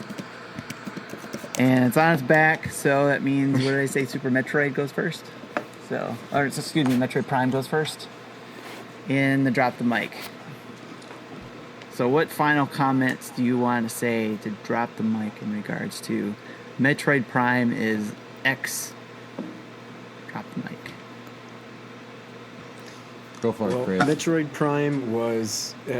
Prime took what was already arguably a masterpiece with Super Metroid. Super Metroid's a masterpiece, there's no denying that. But where Metroid Prime succeeds is that it took that formula and not just brought it into a 3D space, into a whole new dimension, but it took it into the first person's perspective as well. So what would have been pretty good for a 3D a third person adventure, it did even more by bringing you into the perspective of Samus and adding these new gameplay elements of scanning for the story around you, for these visor abilities where you can see through enemies and you can interact with them in that way. You can see where their weak spots are with the heat visor. And on top of that, adding a new dimension brought a whole new element of fun into the puzzles that existed in Super Metroid. So the Morph Ball puzzles are so much better than Super Metroid because Super Metroid hardly had them. And the bosses were much more interesting and complex, which added to the challenge.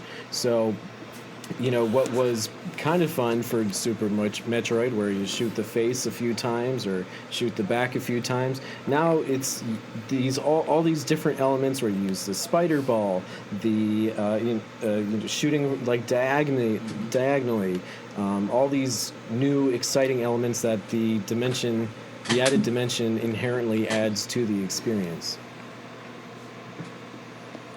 To add to some of what Chris said, even there at the beginning, I think Metroid Prime took what Super Metroid did great, and in its own great gaminess version of it, and it made it cinematic in a way that still worked without being distracting. I think it still all flowed coherently really well together. And again, with that, I just feel like it also took a genre that wasn't used to that sort of thing, that wasn't built originally for exploration, and it did something completely new with it. And again, with the storytelling in different ways with it. And I think it did it all very well. I think it translated what worked well in 2D into 3D, and it made it even better in a new way, without it feeling quite as gamey as say like Super Metroid would have, which was more of an improvement over more of an improvement over what was like first put out in the original Metroid or Metroid 2 than it was so much of a new revolutionary thing. And I'll just add, Metroid Prime could have copied the popular formula at the time. The popular formula was Halo. It was, this is the first person shoot 'em up type of deal. It didn't. Metroid Prime came out and it set itself to do something different than what the rest of the gaming world was doing at that time. Metroid Prime set itself apart by being unique, by taking advantage of Samus's suit entirely, from like what Josh said or Chris said, from the spider ball and the morph ball, your different visors, your different beams. It took so many different layers and added it into a 3D environment to make you experience the story by being proactive, by being a detective, by scanning everything you're doing. So the game itself just brought you into a whole new experience that we really had not experienced in gaming at all at that time. And then I'll just end off with, unlike the 2D games where you kill like Samus and he just kind of screams and blows up, it's a lot more satisfying to just lay a nice sucker punch on Ridley in the very end, and as Ridley falls to his doom at the end there. Pulling at Ridley's like freaking heart with your grapple beam, that's pretty special. I'm not gonna lie. It's a lot more satisfying than launching 1,000 missiles at him. Good point. And Super Metroid side, how about you? Your opportunity to drop the mic. I think it's interesting that you guys classify, Chris especially said, that Super Metroid is a masterpiece, because the technical definition of a masterpiece is that you cannot be improved on it. It is the pinnacle of that creator's thing. We don't take nobody goes, oh, the Mona Lisa, that's a masterpiece, let's put it in 3D, or do anything like that. So I think that when we look at Metroid, I've always believed that Metroid works better in the 2D space, because a 2D space is in a way more limited, and it makes the developer have to be more creative and find ways around things, whereas in the 3D space it could just be, like with some of the things that the improvements that we saw from Super Metroid onto Metroid Fusion, which, just to be honest, that is my Metroid masterpiece, is Metroid Fusion. And we could I could spend 2 hours talking about the virtues of that game. But I don't disagree either. But the whole thing about Super Metroid is that you look at the entire package, and also look at the package that you got or look at the time that package was delivered in. Correct, right? Top line graphics, top line sound, top line control. It is what we would call today an absolute 10-10 game, right? If it were, we rarely see those in gaming culture today. Period. So I think all of that coming together makes this the superior game. Well, Marty, you said that better than I could have. But to add to that, Super Metroid, I believe, is such an important game to gaming. If, like I said, if people ask me what I think some of the most important games are, I think Super Metroid is right up there with them. I have the opinion that if someone plays Super Metroid, they're more likely to play Metroid Prime. I'd say even more so than the other way around. It's one of those things I think it's just about perfect. It's beautiful. It runs smoothly. It runs well. You can play it 32 times. Is that how many times you played it, Ryan? And it's just beautiful every single time that you do it. It's a new game. It's a game that will probably still be played 100 years from now. People will be able to appreciate and enjoy it. Just like Prime. So, this game is so revered and so well played that people have exploited it down to the code and have discovered glitches and things that they can perform with the moonwalk to clip through walls and speedrun the game. And it has made a speedrunning culture. And this game is famous for games done quick runs. And opening up the world to that, it's just amazing to see how that culture grew just from people wanting to push this game to its absolute limits to find out where they could go with the code and everything. And it's just amazing to me. In Metroid Prime, what do you get? You get glitches, yeah. Like, you go to shoot a door, and you're waiting for a minute or 2 minutes for that door to finally open, and you hear the GameCube disc spinning. Trying to load that room. Still waiting. Nope, still not opening. What do I do? Do I walk around? Do I go into the next room, come back in? Oh, nope, still doesn't work. I can't get to this door. This is broken. I hate this experience. So, Super Metroid did it flawlessly. Metroid Prime, not so much. Can I just add that it's not really our fault that your GameCube was broken? Hey, So it was a never perfectly waited good that long. condition disc and a great GameCube. Thank you. I don't think you should wait a minute for a door to open. I've never heard of that in my life, but Agreed. that's okay. Continue with this Crossfire. I'm enjoying this. Go ahead.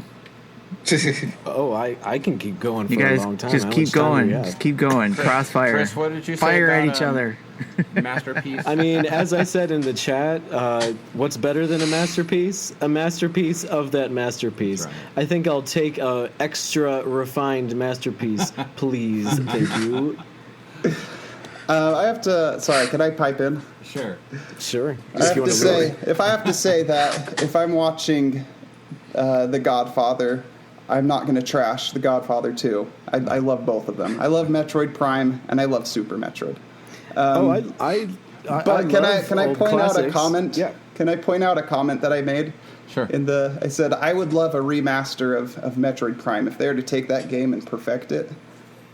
Someone responded to that. What did they say? Jacob said yes, please, but I'd love a remaster of Super Metroid because there's a lot of crap wrong with that one. True. Being honest, I would love it if they would take Metroid Prime and make it a playable 2D game. Oh, it already is. I love it. A playable 2D game? Oh, I'm sorry. I misheard. That's so funny because I literally thought, I would love to see Super Metroid in a 3D atmosphere while we were having this. Oh, debate. I'd like that actually. That'd be cool. There's a way that 2Ds and put them in Nintendo can 3D. make me play less Metroid in the future, and that is to continue to create 3D Metroids. What if they put in like a side third person view? Well, they did that. It's called Other I M, know, and I know. everyone seems to hate it except me. I love it. Sorry, that was the I think it's sarcastic joke. fantastic. Other ones are pretty good. good. Yep. It's fun. You got It's some fun. other M fans here. It is fun. Touching on something that Emin said, I love going back to the classics as well, but I appreciate them for being the classics. It's just not as fun as something that took what was pretty fun at the time and made it that much better and modernized it. And just because it came first doesn't mean it's best. So Sure. for me, the thing that's more closer to our timeline is the project that learned from the mistakes of the previous game and understood what worked, what didn't work so much, and brought it a whole new bunch of exciting new ideas into the mix to make it more fresh, exciting, and now they understand what actually works. I've got to point out the legacy of 2D and 3D Metroids. So 2D Metroids, banger after banger, they just get better and better and better. And 3D Metroids, Prime has got some stinkers, some big ones, or just even 3D Metroids in general. Federation Force with its chibi graphics and stuck on the 3DS. You've got Metroid Other M, which has a boatload of flaws. Metroid Prime 2 did not live up to its first iteration. Metroid Prime 3 was more Halo than it was even Metroid Experience. So it's getting further and further away, and they've tried so many different things, and they've kind of butchered it. Whereas the 2D Metroid Experience has refined with age and has grown better and better and better. Even like Samus Returns, like a remake of the 2D game earlier, like they improved upon that, and it's always ever growing forward. It remains to be seen on Metroid Prime 4 and how good that's going to be, but so far, I'm not too impressed with the whole 3D genre of Metroid, and I feel like it doesn't capture the spirit of Metroid. Ryan, it's funny you mentioned that with that, though- because that is one of my questions that's coming into the next section that I'll ask you guys right now that you can answer while I try to figure out the winner of the Drop the Mic section, which is Prime. for which is for each of your games, what do you want to see from its sequel? Not necessarily saying Super Metroid is going to have a sequel, just saying that there's going to be a 2D game eventually. but we all hope, right? So what do you want to see from the next new 2D game? Or from Metroid Prime's perspective, what do you want to see from Metroid Prime 4? Metroid Prime 4. Or starting. I really want to see them take on that big AAA cinematic experience that we get from the games that don't ever come to Nintendo, where they say, "Oh, this game's too good looking, it's too powerful, it's too big for a Nintendo system." You know, the dumb arguments that always happen with those games. I really want to see them do a lot more in-depth storytelling with this one, to combine a cinematic feature with the gameplay. And credit to what Ryan said, I feel like Metroid in the 3D space they look at the time frame when the Prime games came out. They wanted to increase the sales of the game, so they got closer to mimicking what Halo was doing at the time, and which is something I'm not a fan of. They should need to get to their main roots of what made Prime amazing. That's why this argument's about Metroid Prime, not Prime 2, not Prime 3, not about Federation Force, where I can't believe you even put that in. You even said anything about that, Ryan. It's not even the same type of game. So I would love to see them get back to the roots of Prime and just give it a polished up look and more cinematic storytelling there. And less talking. No, not barely any talking, seriously. Let the game tell itself. Chris? You'd rather scan things and read for hours. Yeah, I would, actually. I definitely agree with a lot of what. Oh, I'm sorry. Whatever. No, Josh, go ahead. Yeah. I was going to say I definitely agree with what Jacob was saying. With I'd like to see them go back to that the way they had Metroid Prime built, the first one in particular, because again, with the 3D ones, it did take some awkward turns after that. I think Prime itself was about perfect, but I would love to see them go back to that.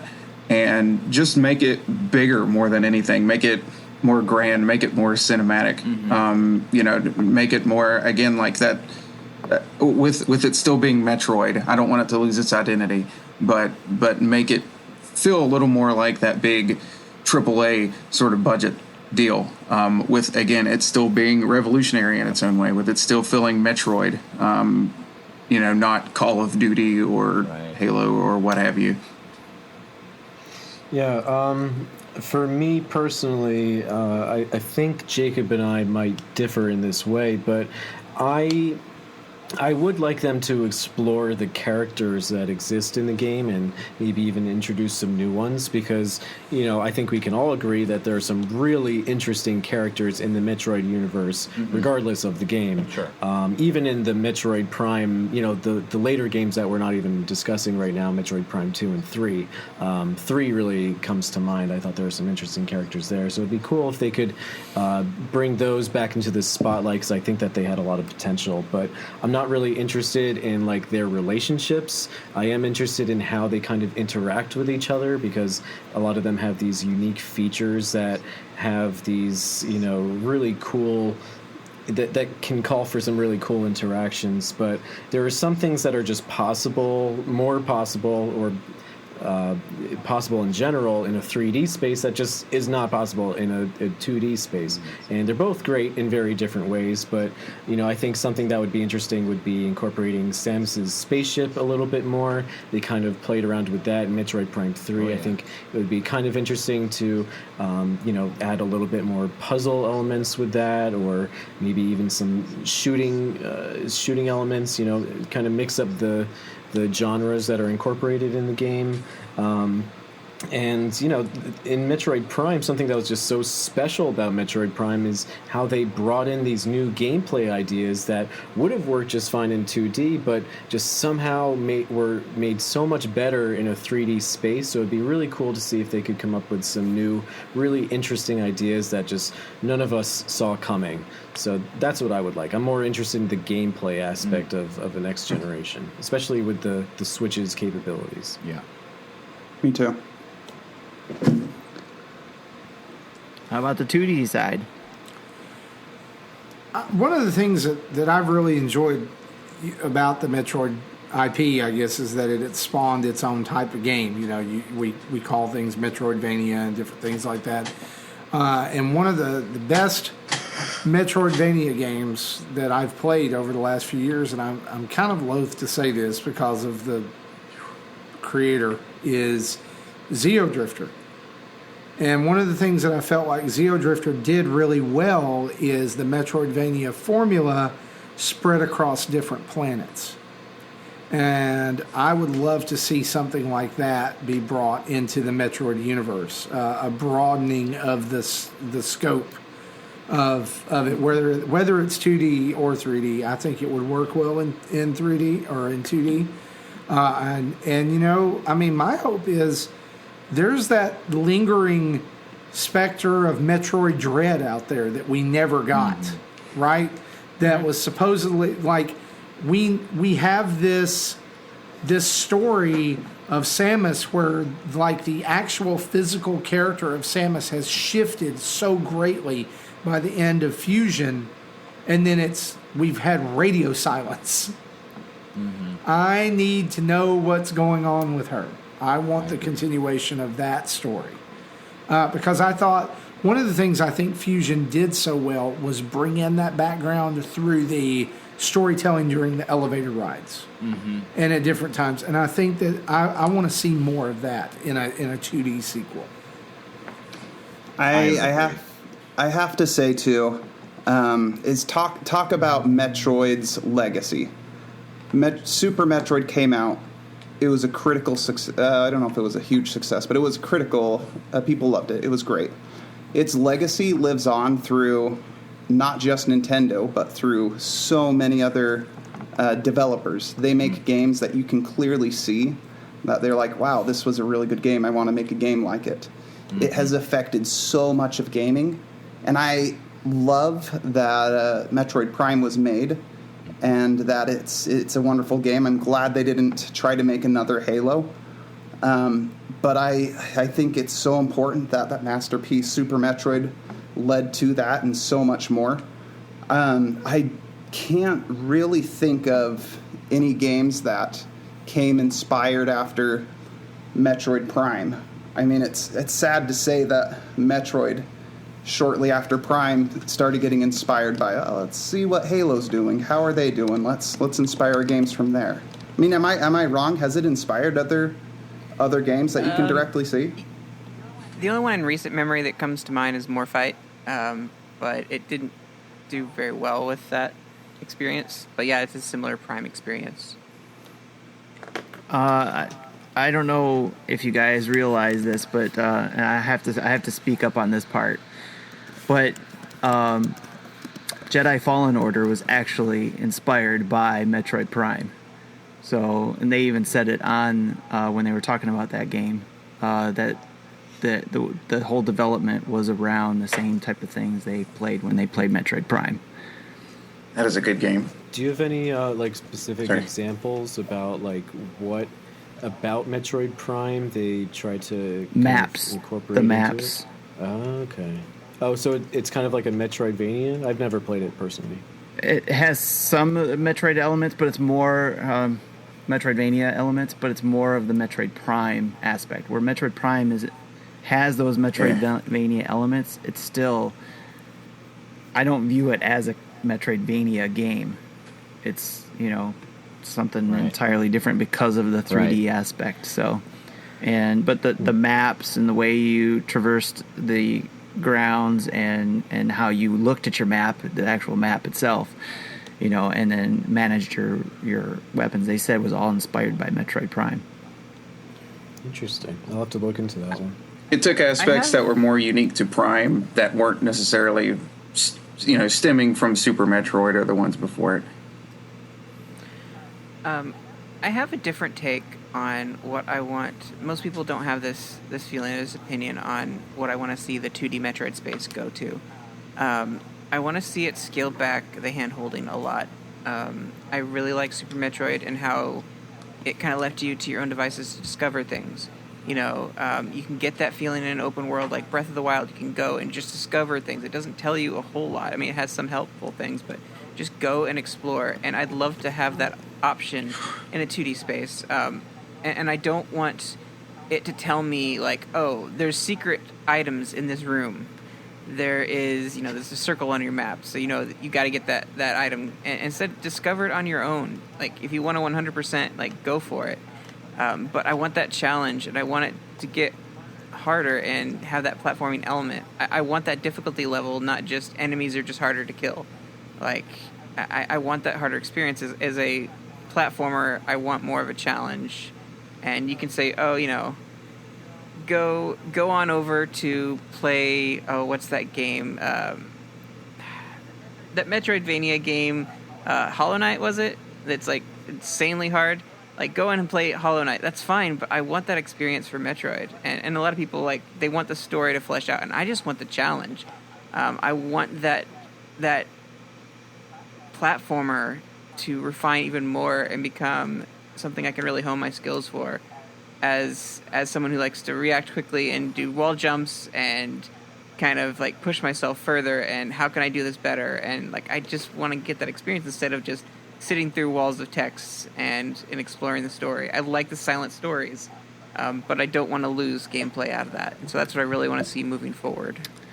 Great comments, everybody. I love what I heard here. And if I could, I would say both games win, obviously. But because we want to have a definite winner here, I have to give points and all that kind of stuff. But before you announce the winner, Sure. I just want to say I really like your hat. Thank you. Oh yeah, check your Venmo really quick. What was your bank account number again, Tim? That's right. Yes. Oh wait, I'm getting pinged here. Let me check my phone real quick. All right. So, And remember, if he picks Prime, his Twitter handle is Neo Prime, so it was expected. yes. So here's the thing. One thing I forgot to mention in regards to the surprise topic, because it was a surprise, you guys couldn't prepare for it. It is more points. It is worth 3 points. So whoever gets those points essentially wins. Because in regards to Drop the Mic, I think, again, you guys were close in your arguments. Again, both games are, like I said, both games would win in my personal opinion.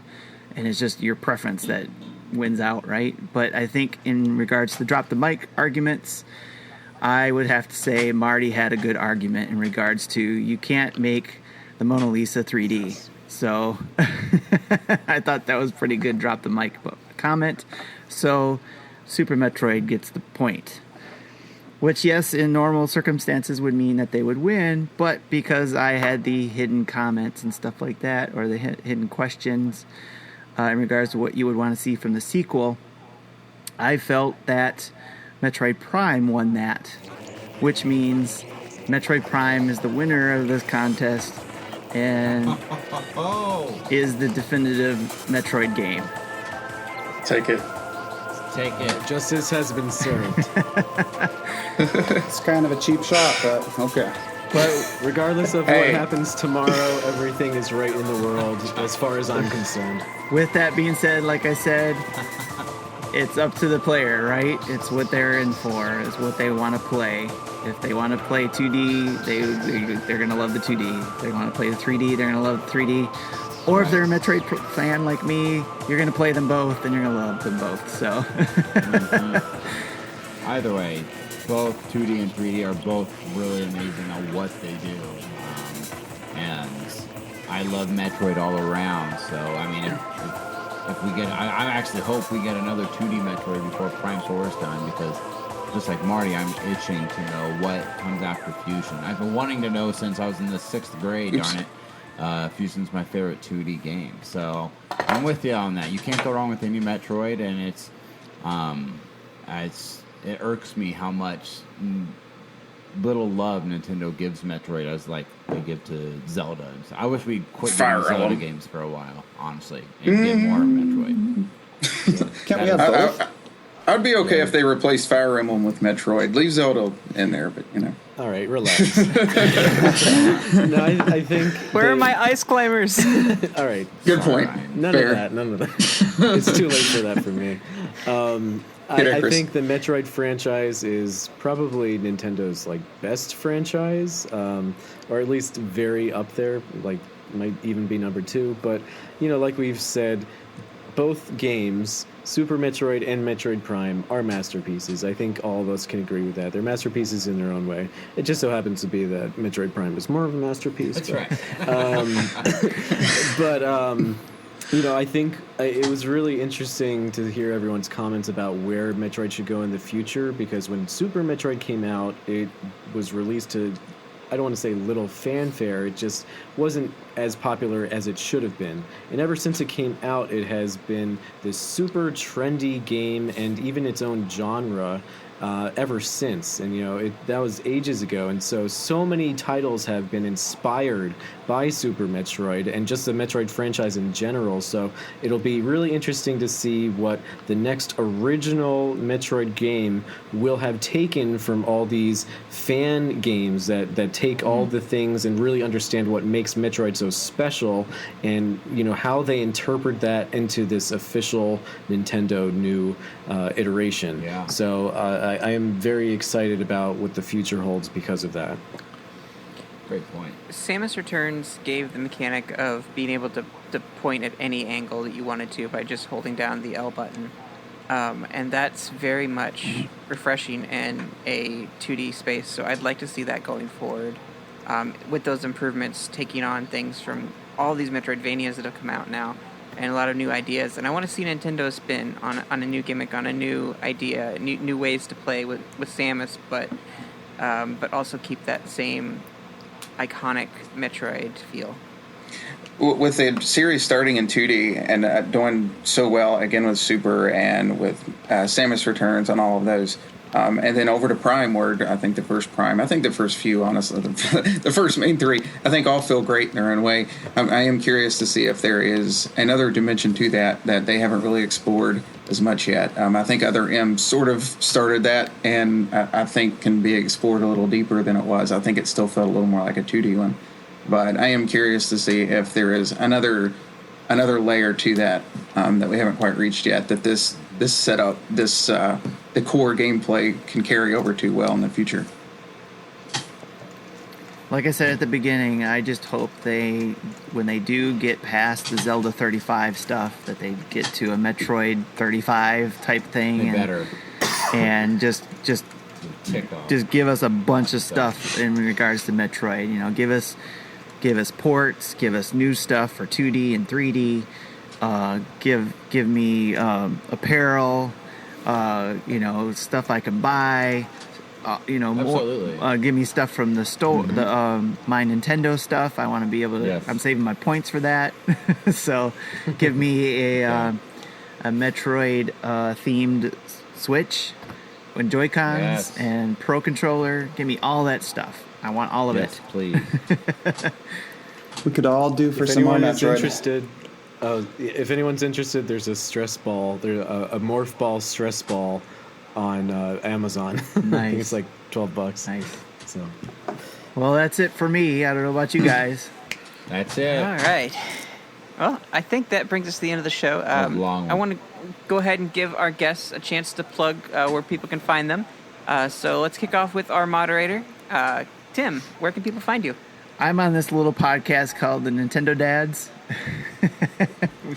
I'm just, I'm the newest Nintendo dad there, so I'm just obviously honored to be a part of that show, and of course a return guest to you guys, so I'm honored to be here as well, and thank you for giving me the opportunity to moderate. But you can find all the Nintendo Dad stuff, including Marty as well, the dinner table. Yes, we do have the dinner table, which we do for our Patreons to join.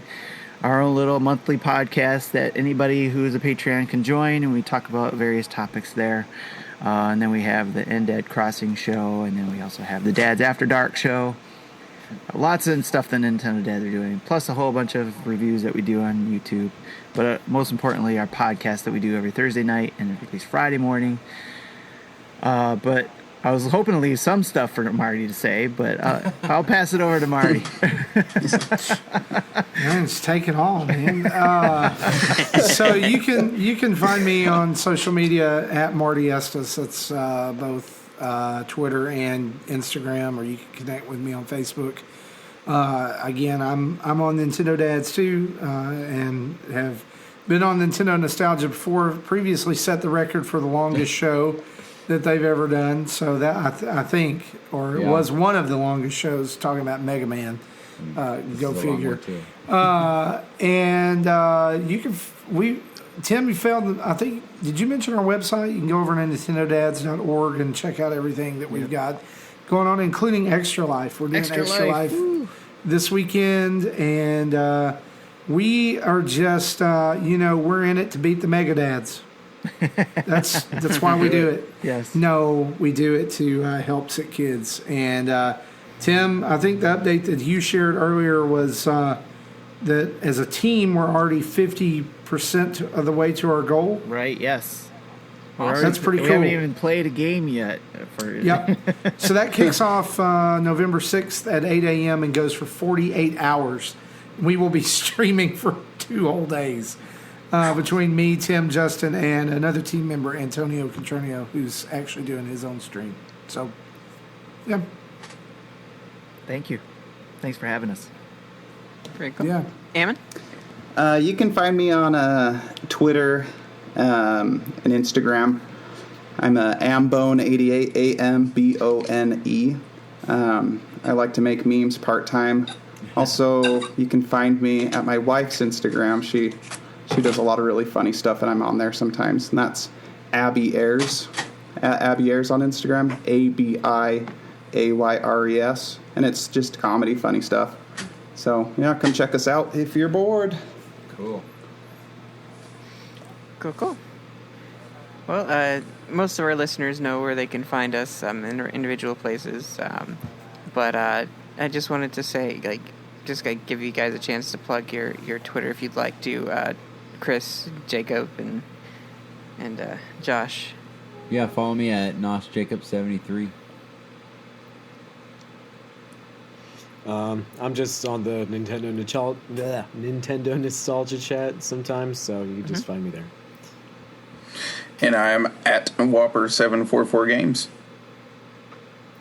And you can find me at Metroid Hunter on Twitter, and I will also be doing Extra Life this weekend. I'm going to be playing Metroid games until I am forced to play Mario Odyssey again, and I'm thinking about if my team that I'm on hits their goal, if it happens in a decent time, I'll probably switch over and actually break my abstinence from playing Metroid Prime Trilogy. I was holding out for the Switch version, but I will break that holding out and play on my stream if my team makes its goals for Phoenix Overdrive. So, yeah, thank you so much, guys, for listening. That brings us to the end of the show. You can listen to the show on the Nintendo Village, nintendovillage.com/Nintendo Nostalgia. We are on Apple Podcasts, Google Podcasts, Spotify, and I believe Amazon and Pandora Podcasts, as well as YouTube. You can also find us on Facebook at Nintendo NOS, on our Twitter at Nintendo_NOS, on our Instagram at Nintendo NOSIN. Shoot us an email at NintendoNostalgiaIN@gmail.com. You can also give us a call on our hotline at 317-969-5690. Guys, that brings us to the end of the episode. Thank you so much for listening, and we will catch you next week. Later, Preston. Bye. Bye-bye. See ya.